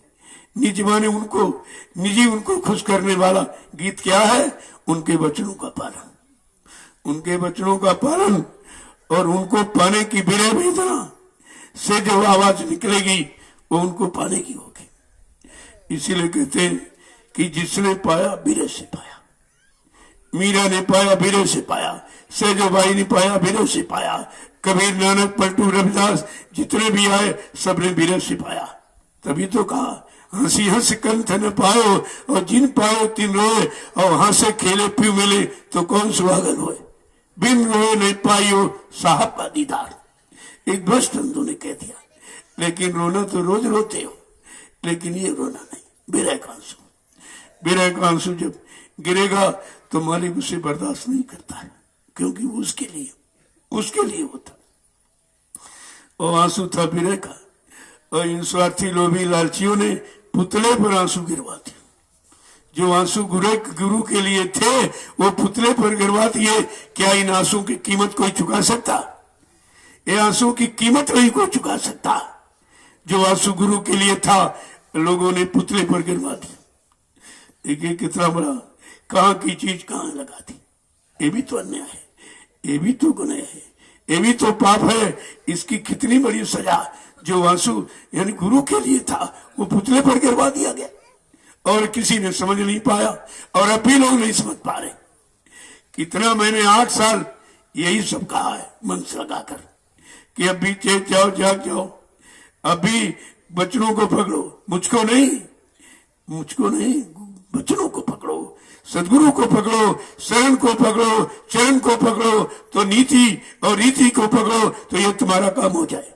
मैंने अपने लिए तू कभी नहीं कहा, अपने लिए मैं कुछ नहीं कहता है। हम क्यों कहें? हम ये बोझा किसी का क्यों लाते? तो देखिए कितनी बड़ी का तजो सब छलबल ममता प्रीति। जो ये मन छल प्रपंच में तुमको फंसा रहा, काम से मोह ममता, क्रोध से मोह ममता करा रहा, लोभ में और अहंकार में, इनमें तुम्हारी ममता प्रीति को बढ़ा रहा। कहा ये छल है, या अपने बल से कर रहा है। इसलिए मन की कोई बात मत मानो। मन के कहे चलो मत कोई, और सतगुरु कहे करो सोई। अब वो करो जो सतगुरु कहे, जिससे तुम्हारा लाभ हो जाए और जीवात्मा का उद्धार और शरीर का सुधार हो जाए, दोनों काम हो जाए। कहा ये सब हमें आपको करना। ये बात समझी नहीं पाते हैं। अरे ये सब का तो मालिक खुश हो जाएगा, उसी को तो खुश करना है, जिससे अपना काम बनना है, अपनी जीवात्मा का उद्धार कल्याण होना है, पाप कर्मों में माफी मिलना है। अरे उसी के तो अनुसार चलना है, तब तो ये सब काम होगा। तुम अपने अनुसार लोगों को चलाना चाहते हो कि निंदा आलोचना बुराई करके मैं अपने में मिला लूंगा, तो बेचारे कितने बुद्धिहीन होंगे जो तुम्हारे में मिलेंगे। क्या निंदा आलोचना बुराई करने के लिए मिलेंगे वो, कि अपने घर पहुंचने के लिए ये काम करेंगे? तो समझ आ जाए तो काम बन जाएगा, और ना समझी में तो कोई काम नहीं होता। तो कितने लोग आए, कितने चले गए, और कितने अभी आएंगे चले जाएंगे, आप देखते रहिए। यही तो छटनी का दौर है, ये छटनी का दौर है। कितने आए चले जाएंगे। और आए थे, अगर यहाँ की चीज लेते यहाँ तो ये दिया जा रहा, अगर यहाँ की चीज लेते या यहाँ की चीज के लायक होते तो कभी नहीं छोड़ते। कभी अरे ये तो दर बड़ी मुश्किल से मिलता है। करोड़ों जन्मों की तपस्या, करोड़ों जन्मों के पुण्य, करोड़ों जन्मों की सेवाएं जब जीव की एकत्र होती हैं तब सदगुरु की शरण मिलती। सदगुरु की शरण का मतलब जहां सदगुरु के वचन प्रसारित होते, उनकी दया के बारे में कहा जाता, उनके प्रति प्रेम प्यार मोहब्बत बढ़ाने की बात कही जाती, उनसे लगने की बात कही जाती, अपने में लगाने की बात नहीं कहा जाती। कहा वो सतुर का दरबार होता है। अब लोग दरबार ही नहीं समझते कि दरबार का मतलब जिस दर पर बार बार आओ, किसके लिए? लाभ पाने के लिए। जब लाभ मिलेगा तभी तो बार बार आओगे। दरबार जिस दर पर बार बार आया जाए, दया पाने के लिए, लाभ पाने के लिए, लाभ लेने के लिए, परमार्थी कमाई करने के लिए, सेवाओं के लिए, का वो दरबार हर बार तुमको लाभ देगा जितनी बार आओगी। और लेकिन जब लाभ है कोई नहीं, तब क्या? जो अपने लाभ के लिए ये दरबार लगा रहे हैं चारों तरफ। देखिए आप कहीं चले जाओ, सब जगह अपने लाभ पाने का, ये दे दीजिए, ये दे दीजिए, ये कोई नहीं कहा ये ले लीजिए, ये ले लीजिए, ये कोई नहीं कहेगा। कहीं आप चले जाइए, ये दरबार तो आपके सामने लगा दे। यहाँ कोई चीज मांगी जा रही, कोई स्वार्थ लोभ लालच हल करने की बात की जा रही, जो कुछ किया जा रहा अब आपके लिए किया जा रहा, आने वाले लोगों के लिए किया जा रहा, कि सभी लोग आएंगे, तुम्हारा भी काम हो जाए और तुम्हारी सेवाओं से, तुम्हारे श्रम से आगे आने वाले लोगों को लाभ मिले। ये तुम्हारा परमार्थ होगा, ये परमार्थ हो जाएगा। देखो दोनों तरफ का लाभ है। अब लाभ की भी जानकारी लोग नहीं लेते, वो कहते हैं सेवा, सबसे सेवा लेते। मैंने भाई पूछ लीजिए मैंने किससे सेवा मांगी? कोई कह दे न पहले ना, ये मांगने वाला मेरा काम नहीं है, मेरा काम बताने वाला है कि किस सेवा से क्या लाभ मिलता है। वो करनी तो आपको है, हम मांग के क्या करेंगे? वो अपने पर कोई बोझा ला देंगे। आप तो 10 रुपए फेंक के चले जाते हो। यहाँ चिंता रहती है कि 10 रुपए इसका कहाँ लगाया जाए कि इसके 10 रुपए का बोझा हमारे पर न लदे और इसका परमार्थ भी न बिगड़े। इन दोनों बातों का ध्यान रख के ही सेवाओं का प्रयोग किया जाता है, और आपके सामने प्रयोग हो रहा है। यहाँ जो भी आएगा वो सच्चाई को देख लेगा, साफ सामने हो रहा। मेरा कोई काम पर्दे में है ही नहीं। हमको पर्दा रखने की क्या जरूरत? हमें कोई छल कपट करना हो, धोखाधड़ी करना हो, अपना कोई लाभ लेना हो या अपना कुछ बनाना हो, मैं लेके करूंगा क्या? ना तो मेरे पास कोई बीवी बच्चा है जिसके लिए मैं झूठ बोलूं आपसे या संचय इकट्ठा करके रखूं, और ना मेरा कोई बैंक बैलेंस खाता है। एकदम खुली किताब हिंदुस्तान, कोई कुछ नहीं।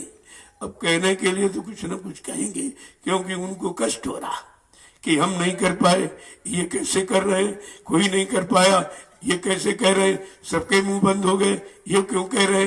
हम कोई अपने लिए बोल रहे हैं कि अपने स्वार्थ लोभ लालच के लिए बोल रहे हैं?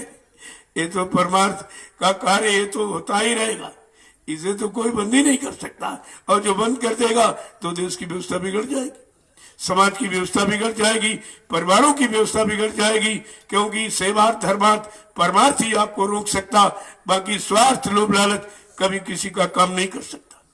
वो तो व्यक्ति विशेष का काम है। जय गुरुदेव, जय गुरुदेव, जय गुरुदेव, जय गुरुदेव। नाम किसका? प्रभु का। जय गुरुदेव। नाम किसका? प्रभु का। प्रभु का प्यारा नाम। जय गुरुदेव। जब ये खोल के कहा जा रहा जय गुरुदेव नाम प्रभु का, कहते हैं ये जय गुरुदेव बन रहे हैं, इनका कोई प्रभु बन जाएगा? ये भी नहीं सोच के कि हम ये कह क्या रहे हैं। अरे कोई प्रभु बन जाएगा? प्रभु के यहाँ कोई बना जाता है? गुरु क्या बना जाता? कोई गुरु बन जाएगा? हाँ, गुरु का संदेश, गुरु के वचनों को बताया जा सकता है। क्यों? जिसने गुरु वचनों को माना है और मान करके कुछ लाभ प्राप्त किया है, वो चाहता चलो इनको भी लाभ मिल जाए, वो इस उद्देश्य से गुरु वचनों को प्रसारित करता है, अपने लाभ मान सम्मान के लिए नहीं करता। लेकिन हम समझे बेचारे कैसे, इन्होंने कुछ किया नहीं है, और जब किया नहीं और जब किया नहीं तो कुछ मिला नहीं, उसी दृष्टि से सबको देख रहे हैं। जय गुरुदेव। जय गुरुदेव।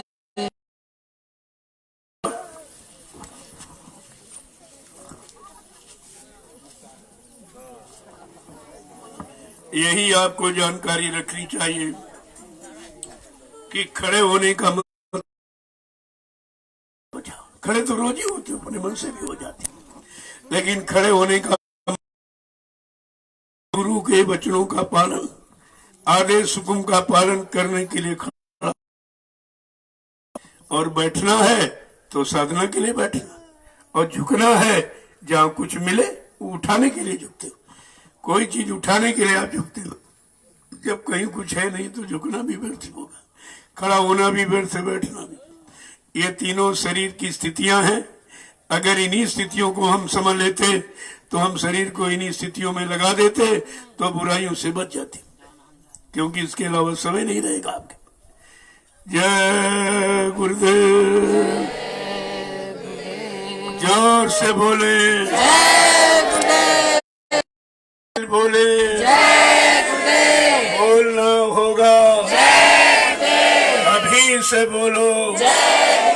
दुख दर्द हरेंगे, सब कष्ट हरेंगे, सुख शांति भी देंगे, सबके दाता, सबके मालिक।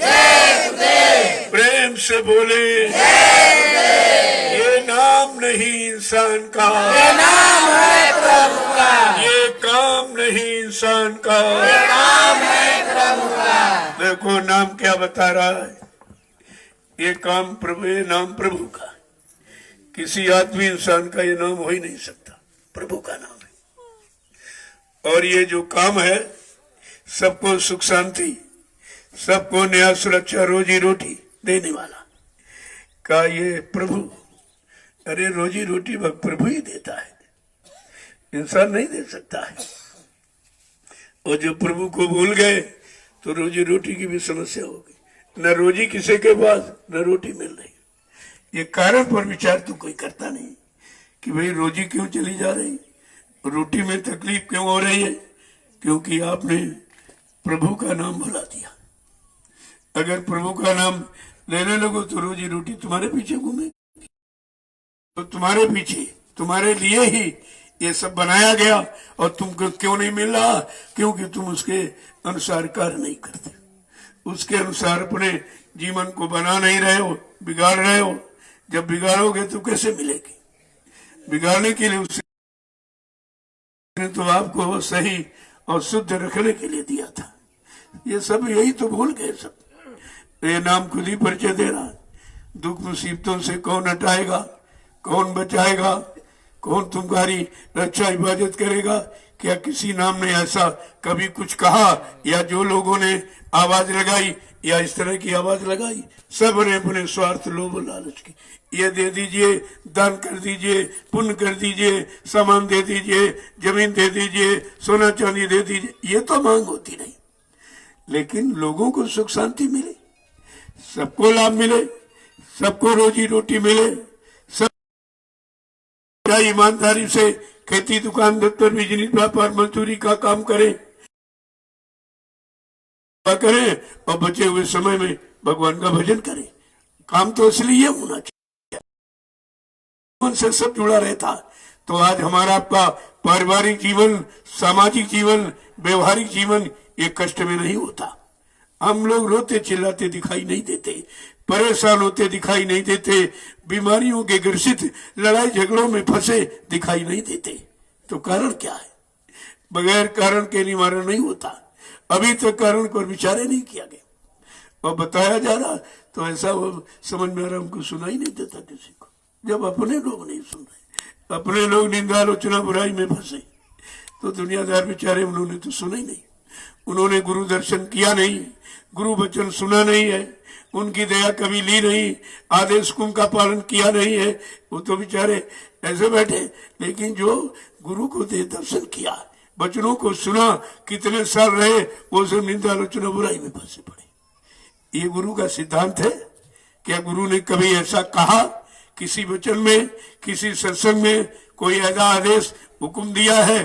तो ये तुम सब विपरीत है तो कर रहे, सब गुरु के विपरीत, सब गुरु द्रोही ही।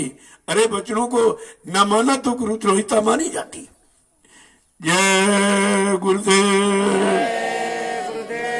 जय गुरुदेव। अब आप लोग अपनी ये परमार्थी श्रमदान सड़क सेवा है, देखो इसको, देखो हिंदुस्तान में कितनी सड़कें बनी, उन पे चलोगे तो टैक्स पड़ेगा, बगैर टैक्स के आप नहीं चल सकते। लेकिन ये परमार्थी सड़क निर्माण सेवा है, इस पर कितने लोग आएंगे कि अब उनसे कोई टैक्स लिया जाएगा? पहले समझिए आप। और कि जब तक ये तुम्हारी बनाई ये नींव सड़क की, तुम्हारी बनाई ये इमारत की नींव, तुम्हारा ये सेवा और धन की और तन की और मन की और समय की जो जिसमें लगी है, इसका लाभ तुमको ही मिलेगा। अरे भाई, जिसने बनाया उसी को लाभ मिलेगा।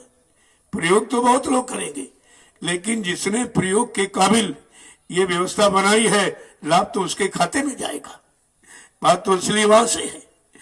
तो ये कितना अच्छा अवसर मिल गया। और यहाँ इस क्षेत्र का ग्रामवासी और क्षेत्रवासी कोई नहीं समझता था कि ये खेत में सड़क बन जाएगी। ये अनोखा का असंभव को संभव।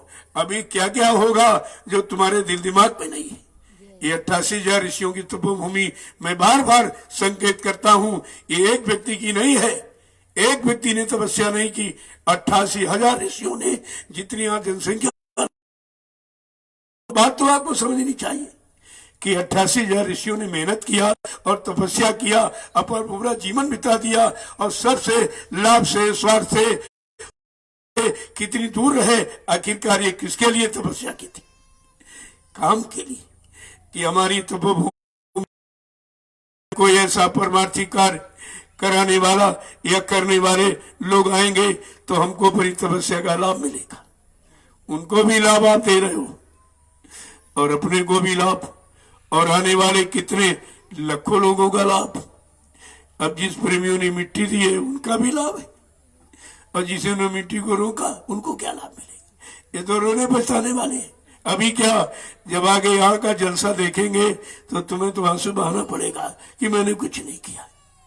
अरे मिट्टी जैसी सरल सेवा कौन सी है? क्या मिट्टी तुम्हारी है? अरे मिट्टी तो वो तो प्रकृति की बनाई व्यवस्था है, और प्रकृति से संबंधित ये भी व्यवस्था है जो सबके लिए हो रही। तो प्रकृति की व्यवस्था प्रकृति के ही काम में लगनी चाहिए, तब तो जानो सही जगह लग रही। लेकिन ये ज्ञान ध्यान है कहाँ लोगों को? ये है क्या? ये तो रोने वाले हमेशा रहे, पछताने वाले हमेशा रहे, और काम करने वाले भी हमेशा रहे, और निंदा करने वाले रहे, और भलाई करने वाले भी लोग हैं। ये तो समाज है, दोनों तरफ का है। जय गुरुदेव। अब आप लोग चलिए अपनी अपनी परमार्थी श्रमदान सड़क सेवा में थोड़ा थोड़ा जरूर कुछ करो, नहीं तो वहां बैठ करके हाथ से ऐसे मिट्टी करो।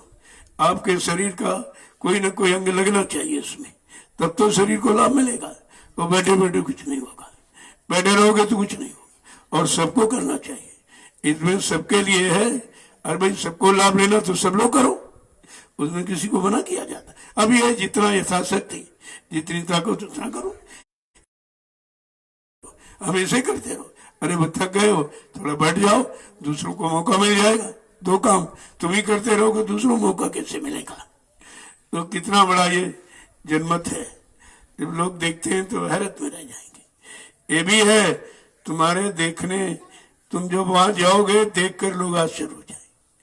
काम को देखकर आश्चर्य होंगे, तुमको देखकर आश्चर्य होगा कि इतने लोग यहाँ आ गए।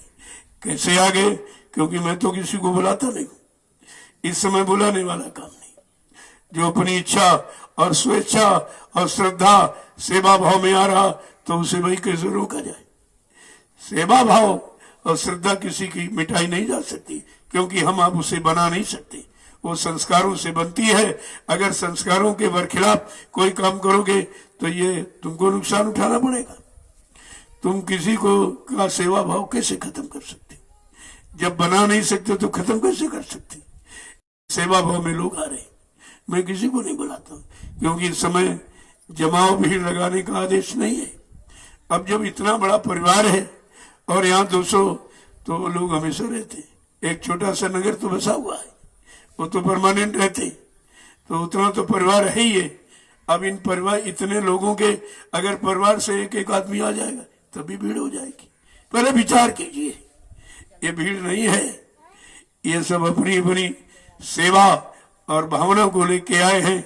यहाँ पर कोई तोड़ फोड़ आंदोलन, कोई तुम्हारी प्रशासनिक व्यवस्था बिगाड़ने नहीं आए, तुम्हें परेशान नहीं करने आए और अनुशासनहीनता करने नहीं आए।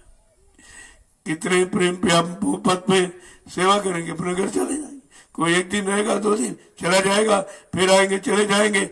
ये तो आने जाने वाली भीड़ है, यहाँ रुकने वाली कोई भीड़ नहीं। जय गुरुदेव। धीरे धीरे ऐसे सब आ जाएंगे। अगर सब इकट्ठे आ जाए तो यहाँ जगह नहीं मिलेगी, लेकिन मैं उसके लिए मैंने रोका है कि नहीं भाई, 1-2 आओ, अपना सेवा करो, चले जाओ, और फिर आओ चले जाओ, फिर आओ चले जाओ। यहाँ भीड़ नहीं बढ़ानी है। तो मैं पहले ही कर रहा हूँ, मैं हर नियम का आदेश पालन करता हूँ, लेकिन अब इतना बड़ा परिवार है, उसके लिए कैसे कहा जाए। मैंने पहले आपसे बताया, ये 45 करोड़ का परिवार, अब 45 करोड़ का परिवार है। अगर एक एक व्यक्ति आएगा तभी कितनी भीड़ हो जाएगी। लेकिन ये भीड़ वो नहीं है जिससे आपका कोई नुकसान हो या आपकी प्रशासनिक व्यवस्था में कोई बाधा पड़े। यहाँ लोग कोई तोड़ फोड़ आंदोलन करने नहीं आए हैं, यहाँ किसी की निंदा आलोचना बुराई करने नहीं आए।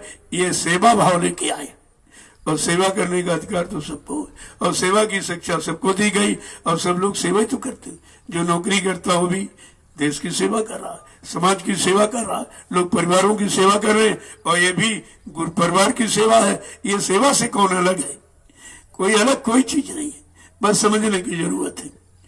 जय गुरुदेव। अब आप लोग चलिए, इस सड़क परमार्थी श्रमदान सेवा बना दो, लोगों के काम आ गई, और सबको खुशी होनी चाहिए। जो सड़कें देश में बन रही वो भी तुम्हारी गाड़ी कमाई टैक्स, फिर भी टैक्स रोज देना पड़ता है। एक बार बनी, फिर भी जितनी बार बनेगी उतनी बार आपको देना पड़ेगा, तुम फ्री उस पर नहीं चल सकते। और ये देख लीजिए, ये प्रेमियों ने जो 1 रुपए 2 रुपए 10 रुपए, उसी से तो ये जमीन हो गई, और अभी अपने शरीर और समय की सेवा दे रहे। सेवा तो ही नहीं की है, और तो किसी से कुछ लिया नहीं जा रहा, कोई टैक्स कर तो इन पर लगाया नहीं गया, अपनी स्वेच्छा से। यहाँ सब स्वेच्छा का काम, यहाँ कोई जबरदस्ती का काम नहीं है, क्योंकि हमको आपसे कुछ नहीं चाहिए। हमको केवल यही चाहिए कि सदगुरु के वचनों को पकड़ लो और चल पड़ो, हम सब लोग अपने घर पहुंचे। मेरा तो लक्ष्य केवल ये है। इसीलिए मैं बात करता हूँ और रोज आपके सामने सदगुरु दयाल के वचनों को प्रसारित करता हूँ। अपना कोई अपने लोभ लालच का, मान सम्मान का इसमें कोई वचन नहीं है। आप तो सुन ही रहे हो। जय गुरुदेव। और ये परमार्थी वचन कहीं नहीं हो रहे, परमार्थी वचन कहीं नहीं हो रहे। सब अपने अपने स्वार्थ लोभ लालच में लगे, निंदा करके, बुराई करके, किसी तरह हमारा मान सम्मान हो जाए, इनका अपमान हो जाए। ये भी कोई नीति है? ये कोई रीति है? ये कोई सिद्धांत है? ये कोई आदर्श है? ये भी नहीं बेचारे समझ पाए कि हम ये कर क्या रहे। तो ये तो फिर अपने अपने संस्कारों का सौदा है। जो कुछ किया है वही पा रहे हो, और कर रहे हो, आगे पाओगे। वो तो कर्म का आदेश है, कर्म प्रधान यहाँ है। काया से जो कारज हुई, बिन भोगे बचे नहीं कोई। इस बात को हमेशा ध्यान में रखना चाहिए। संत मत कभी बदले की भावना नहीं रखता है। जो लोग कर रहे हैं वही तुम करोगे तो फिर अंतर क्या? तुमको तो बर्दाश्त करना सिखाया गया। बर्दाश्त कौन करता है? जो सबको सब कुछ देता है। जैसे पेड़, आम का पेड़ है, देखो सबको बर्दाश्त कर रहा है। ओला पाला तुषार, आंधी तूफान, सर्दी गर्मी बरसात, और लोगों के डंडे और पत्थर मारते फल तोड़ने के लिए सब कुछ बर्दाश्त करता है, लेकिन झुक जाता है। झुकने का मतलब ये सब तुम्हारे लिए है, तुम इसको ले लो, जैसे लेना चाहो वैसे ले लो, हमें कोई इतराज नहीं है। अब अपनी अपनी भावना के अनुसार लोग कहीं डंडे मार के फल प्राप्त कर रहे हैं, कोई पत्थर मार के प्राप्त कर रहा, कोई चढ़ करके तोड़ रहा है, कोई न कोई उपाय बना के तोड़, धीरज से तोड़ लेता, पेड़ को जाता। लेकिन अपने अपने तरीके, अपने अपने नीति रीति है। पेड़ से ही आप समझ लीजिए, जैसे समझना चाहो। ये प्रकृति सब समझाने के लिए खड़ी है, और हर चीज तुम्हारे समझने की है। अब तुम जैसे ले पाओ, समझ पाओ, ये तुम्हारी कार्य क्षमता पर है, तुम्हारी सोच समझ पर है। जय गुरुदेव। अब आप चलिए, और वहीं आपका जलपान पहुंच जाएगा। वहां और वहां, जहां खुद रही है वहां भी दे दो और वहां दे दो, तो लोग को प्रसाद भी मिलता रहेगा और सेवा भी चलती रहेगी। दोनों काम आपके हो जाएंगे और जितनी जल्दी हो जाए अच्छी बात है, क्योंकि लोग आ रहे हैं जा रहे हैं, तो आने जाने का मार्ग तो ठीक होना चाहिए। अरे मार्ग ही तो सब कुछ है। अब ये मार्ग वो मार्ग, मार्ग तो दोनों है, दोनों मार्ग की आपको जानकारी करनी। इस मार्ग से आओगे, उस मार्ग के जाने के लिए ही तैयारी यहीं से करोगे। जब वचनों को सुनोगे तो आओगे मार्ग से, तभी तो सुनोगे। और सुन करके फिर मतलब जाओगे घर गृहस्थी में, वो भी एक धर्म है, वो भी अपनी व्यवस्था, उसको भी देखते रहो और इसको भी देखते रहो, तो तुम्हारे दोनों काम नहीं बिगड़ेंगे। यहाँ तो कोई बिगाड़ा नहीं जाता, यहाँ हर काम के बनने की शिक्षा दी जाती है। अगर मान लो तो अच्छी बात, नहीं मानोगे तो तुम्हारा नुकसान है। या और किसी का नुकसान, तुम अपना ही नुकसान करोगे। मान लोगे अपना लाभ नुकसान करोगे। अब ये तरह तरह के लोग हैं और सबको कैसे तुम ठीक कर दोगे, क्योंकि ठीक अपने संस्कार के द्वारा होगा। अगर संस्कार नहीं है तो जबरदस्ती दिया नहीं जा सकता, और दिया गया जबरदस्ती। सतगुरु दयाल ने जबरदस्ती नामदान दिया, कितने लोग टिके? यहीं से देख लो, अपने गुरु परिवार से देखिए कितने टिक पाए और सब भाग गए, सब छोड़ के भाग गए। क्या समझ में किसी के आया? क्या लाभ के बारे में सोचा कि ये लाभ अन्यत्र कहीं नहीं मिलेगा? फिर भी बेचारे भाग गए, क्योंकि समझ नहीं थी, बच्चों को पकड़ा नहीं, उस पर चले नहीं, तो भूल भ्रम संदेह में तो रहोगे ही। जय गुरुदेव।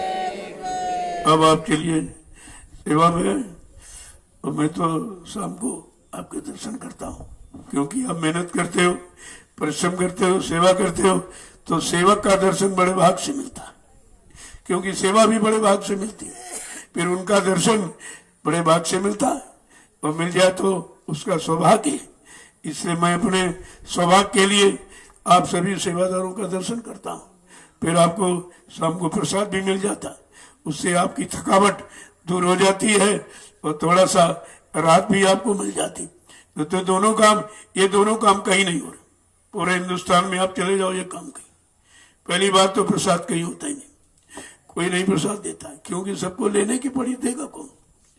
सब लेना चाहते, देना कोई नहीं चाहता। और जब देना नहीं चाहते तुम्हें कैसे मिलेगा? तुम अपने लाभ को नहीं समझ पा रहे हो। हित अनहित पशु पक्षी जाना और मानो तन गुण ज्ञान निधाना, कि हित अनहित पशु पक्षी भी जानता, जहां पर पशुओं को लाभ मिलेगा वहां जाएगा, पक्षियों को जहां लाभ मिलेगा वहां जाएगा। और तुम कहां जा रहे हो? कोई लाभ मिल रहा है कि नुकसान हो रहा? तुम अपनी हानि लाभ को भी नहीं समझ पाए तो दूसरों को हानि लाभ का परिचय तुम कैसे दोगे? जय गुरुदेव। अब आप लोग चलिए, वहीं आपको नाश्ता मिल जाएगा और मतलब है नहीं, सेवा भी आपकी चलती रहेगी और पेट पूजा और फिर ये बच्चों की पूजा, दोनों काम हो रहे हैं आपके। ये कितना अच्छा अवसर है, प्रेमियों को मिला है, तो इसको कभी चूका मत करो। कोई ऐसी सेवा आ जाए तो फौरन अपना हिस्सा जरूर उसमें रखना चाहिए, थोड़ा थोड़ा सबको करना चाहिए। कोई तो थोड़ी करा भी दिन भर आप करो, थोड़ा थोड़ा। अरे इतने लोग थोड़ा थोड़ा करोगे सब हो जाएगा। यहाँ कोई ज्यादा करने की जरूरत थोड़ी है।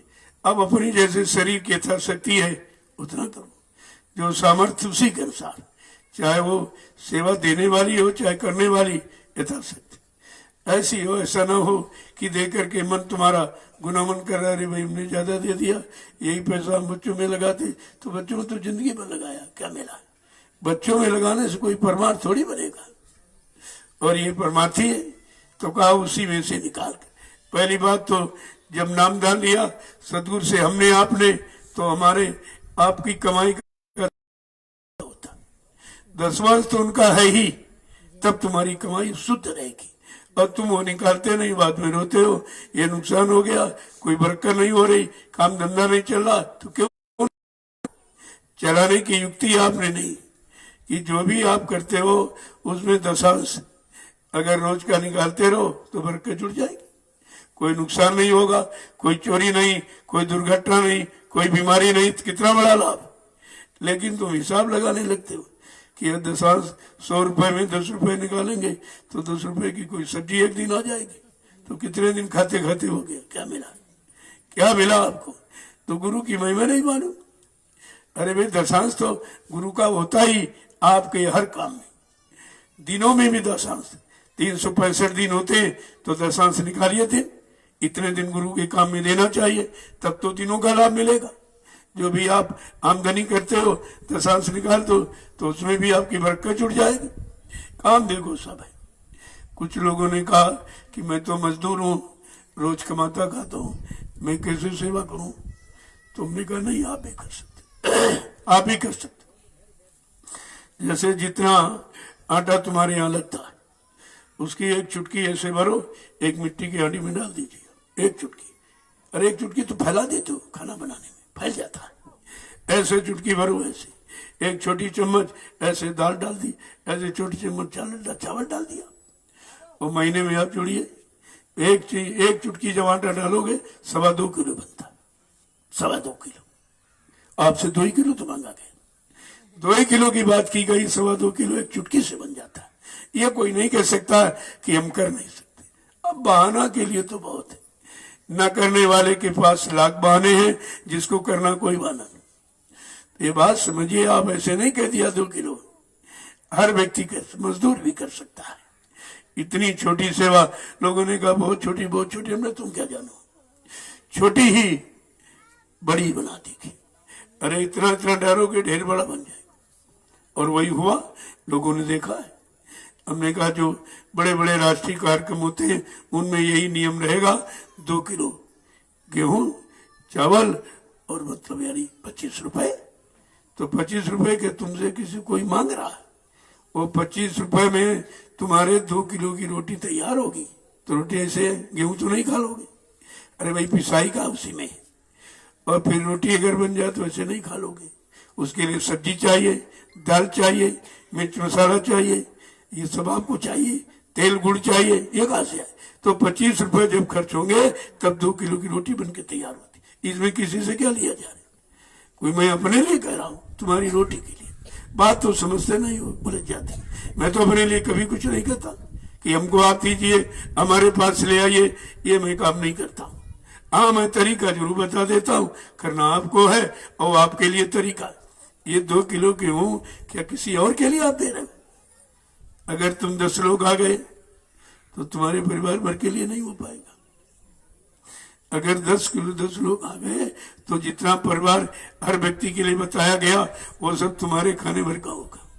थोड़ा बहुत बच जाएगा तो जब तुम चले गए, यहाँ 200 का तुम्हारा परिवार रहता है, उनके काम आ जाएगा।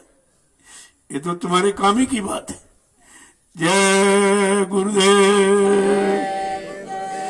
जब आप घर में, तो तुम्हारे रोज कोई आता नहीं भजनानंद की रोटी खिलाओगे, लेकिन जो तुम्हारा अन्न बच जाता है ये भजनानंद ही तो खाते, ये सेवादार खाते, तो तुम्हारा लाभ इनमें भी होगा। ये रोटी खाएंगे, लाभ तुमको मिलेगा। बात आप समझते नहीं हो। यहाँ जो भी व्यवस्था है सब परमार्थ की, लेकिन समझ में आ जाता। अब स्वार्थी लोग इलाची थोड़ी शर्म पाए, वो तो बड़ी आमदनी हो रही, बड़ा लिया जा रहा, मांगा जा रहा, सेवा ली जा रही, सेवा ली। हमने यहाँ कोई सेवा नहीं ली, क्या जा रही? सेवा ली नहीं जा रही, सेवा का काम बताया जा रहा, सेवा का लाभ बताया जा रहा कि सेवा करके कौन सा लाभ कैसे प्राप्त करोगे, वो यहाँ बताया जाता, यहाँ लिया नहीं जाता। अगर लिया जाता होता तो इतने लोग नहीं आते। ये जंगल में कौन आता? जंगल में कोई नहीं आता यहाँ। अगर इनसे कुछ लिया जाता और इनको लाभ न दिया जाता तो यहाँ कोई नहीं आता। सब तरह तरह का लाभ प्राप्त किए, ऐसे नहीं आए कोई। तो कहते भाई तुम कहीं भीड़ लगा दो, जो निंदा आलोचना बुराई कर रहे हैं, मैं उनसे प्रार्थना करता हूँ ये काम बंद कर दो, और धीरज से कहीं जंगल में इस तरह भीड़ लगा के दिखा दो। लोग हमको झूठा कहेंगे, तुमको सच्चा कहेंगे, हमें छोटा कहेंगे, तुमको बड़ा कह देंगे। तो बड़ा बनने की कोशिश करो।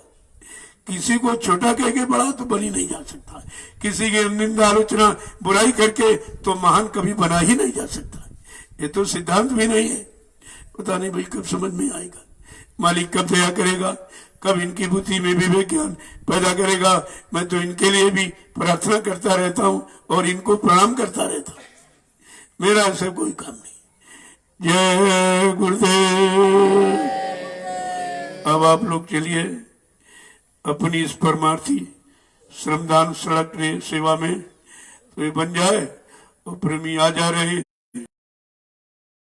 परेशानी ना हो तो ये लाभ तुमको मिलने लगे घर बैठे, क्योंकि आप मिट्टी डाल के तो चले जाओगे। इसके बाद इस पर कुछ और पड़ेगा ताकि थोड़ा मजबूत बन जाए तो अच्छा रहेगा।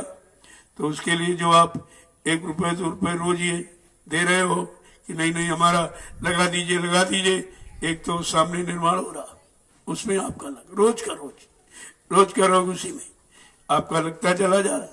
आप तो चले जाओगे लेकिन तुम्हारा गाड़ी कमाई तो वहां लग रही है। और कुछ है इस रोड में भी पहले खेत लिया गया उसमें लग गया, अब धीरे धीरे आप शारीरिक श्रम कर रहे हो वो तो तुम्हारा बच रहा। अगर यही लेबरों से करा जाए तो बहुत खर्चा होता और इतना अच्छा होता नहीं, फिर आपको लाभ क्या मिलता। इसलिए प्रेमियों से ही यानी सारी सेवा का काम इन्हीं से कहा जा रहा है कि थोड़ा थोड़ा करो, अपना काम बना लो और संगत की सेवा बच जाएगी। तो इस पर कोई मटेरियल और डाल दिया जाएगा मजबूत तक बन जाए, आने जाने में सुविधा हो आपका उसमें लग जाएगा। मैं तो कभी गिनता भी नहीं, जो आप देते हो मैंने आज तक कभी गिना नहीं। अब आप समझ लीजिए इससे ज्यादा और क्या है। तुम ही लोगों से गिनवाता हूँ, तुम ही से रखवाता हूँ और तुम ही लोग ले करके वहां खर्च कर रहे हो। मैं तो कोई चीज लेने जाता नहीं, आप बता देते हो कितना चाहिए पर से उसने दे दिया जाता है। और लगाना ये तुम्हारा काम है, तुम्हारी भी तो सेवा है ये कि सही जगह ईमानदारी से और जहां सस्ता मिले 2 पैसे संगत के बच जाए, ये तुम्हारी सेवा हो जाएगी। जो लोगे ये तुम्हारी सेवा होगी। बात तो समझा करो, लाभ तो सबको है लेकिन अब इसी में तमाम कमीशनबाजी शुरू करती। मैं सब देख रहा हूं, ऐसा नहीं है।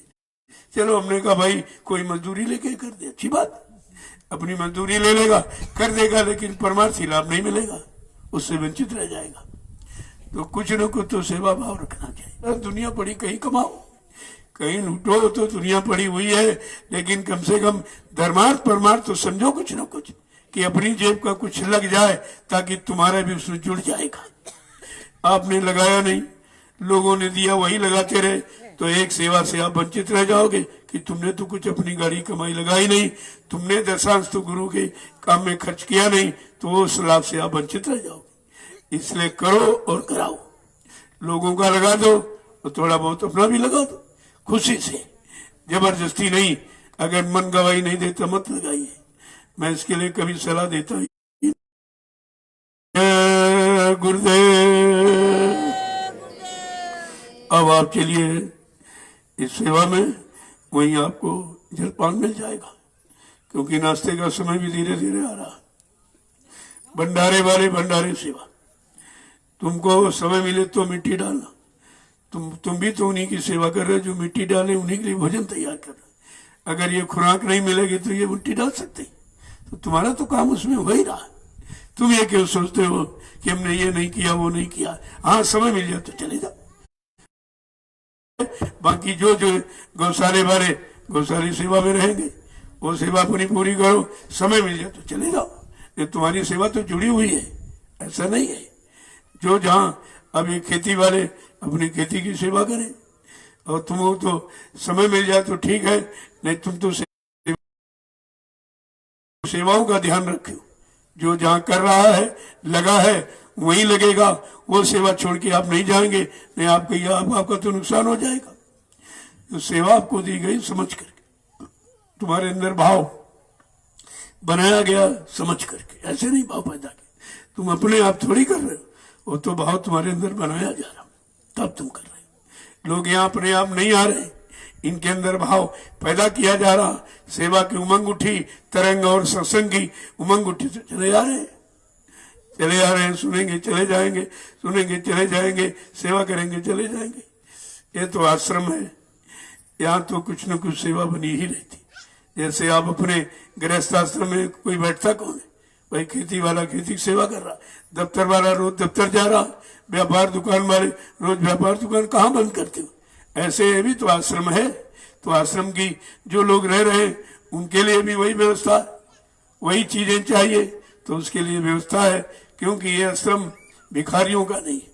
यहाँ कोई व्यक्ति भीख मांगने नहीं जाता कि गांव में रोटी मांगने जाए, मतलब तब यहाँ रोटी, ऐसी यहाँ नहीं।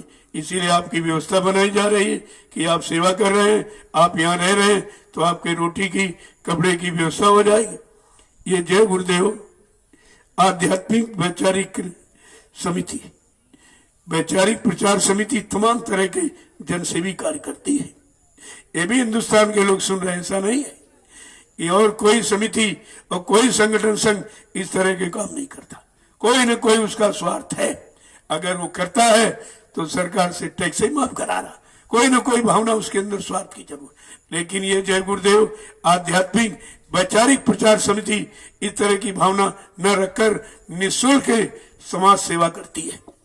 जैसे बिना दहेज की शादियां, आज लोग सुसाइड कर रहे हैं बेचारे कि लड़की सियानी हो गई, घर में पैसा नहीं, कैसे शादी करेंगे, लोग क्या कहेंगे, बेचारा आत्मसमर्पण कर रहा है। देखिए आप, सुसाइड कर लेता है, फांसी लगा लेता है, कहीं चला जाता है।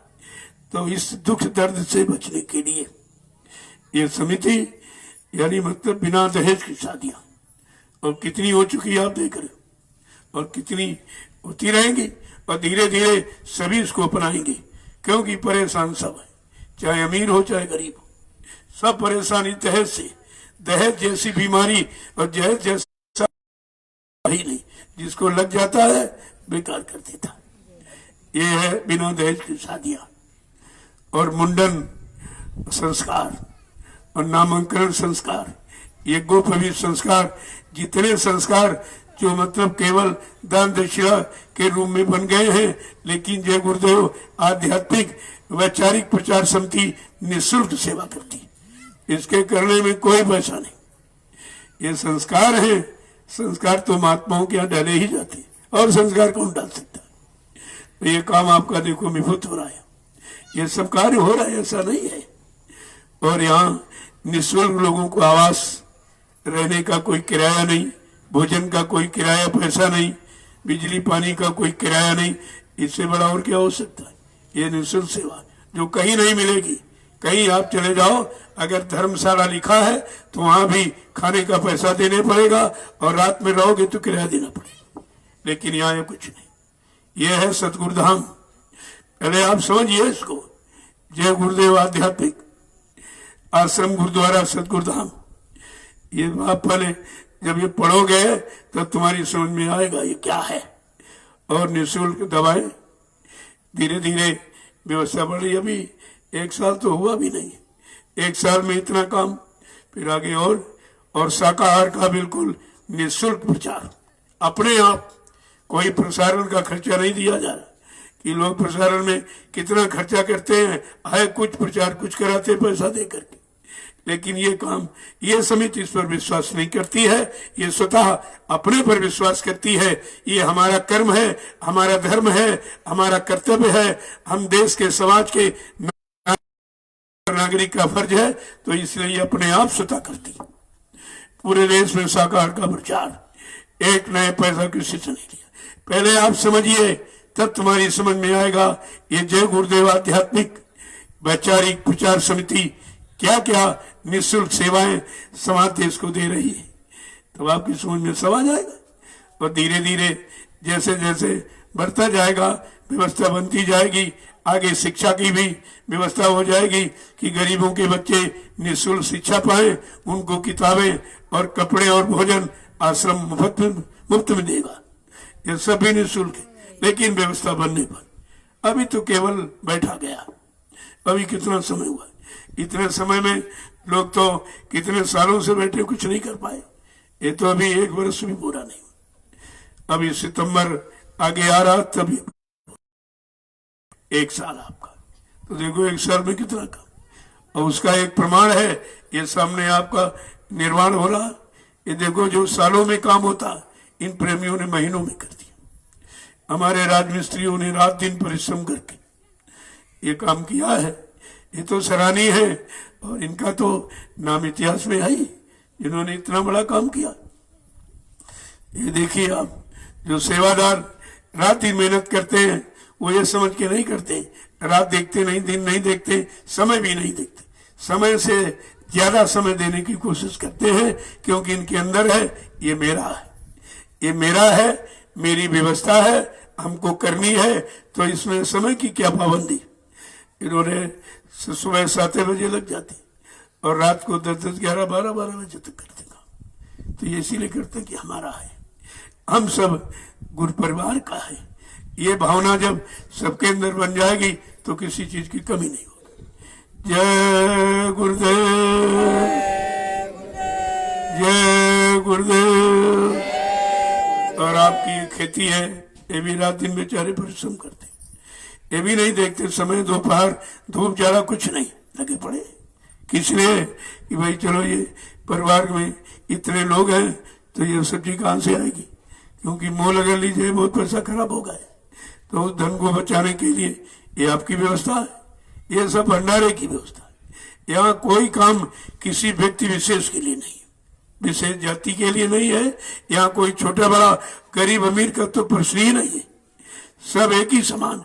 अब यह है कुछ मतलब यानी कुछ काम कर रहा, कुछ काम कर रहा, जो जिस काम के लायक है उसी तरह उसको वरीयता दे दी जाती कि इसकी भी सेवा लग जाए। अगर उसको प्राथमिकता नहीं दी जाएगी तो सेवा से वंचित हो जाएगा, क्योंकि और कोई सेवा वो कर नहीं सकता। इसमें छोटे बड़े की बात नहीं, उसको भी सेवा का अवसर मिले इसलिए ऐसा किया जाता। जय गुरुदेव। अब आप चलिए अपनी बड़ी सेवा में।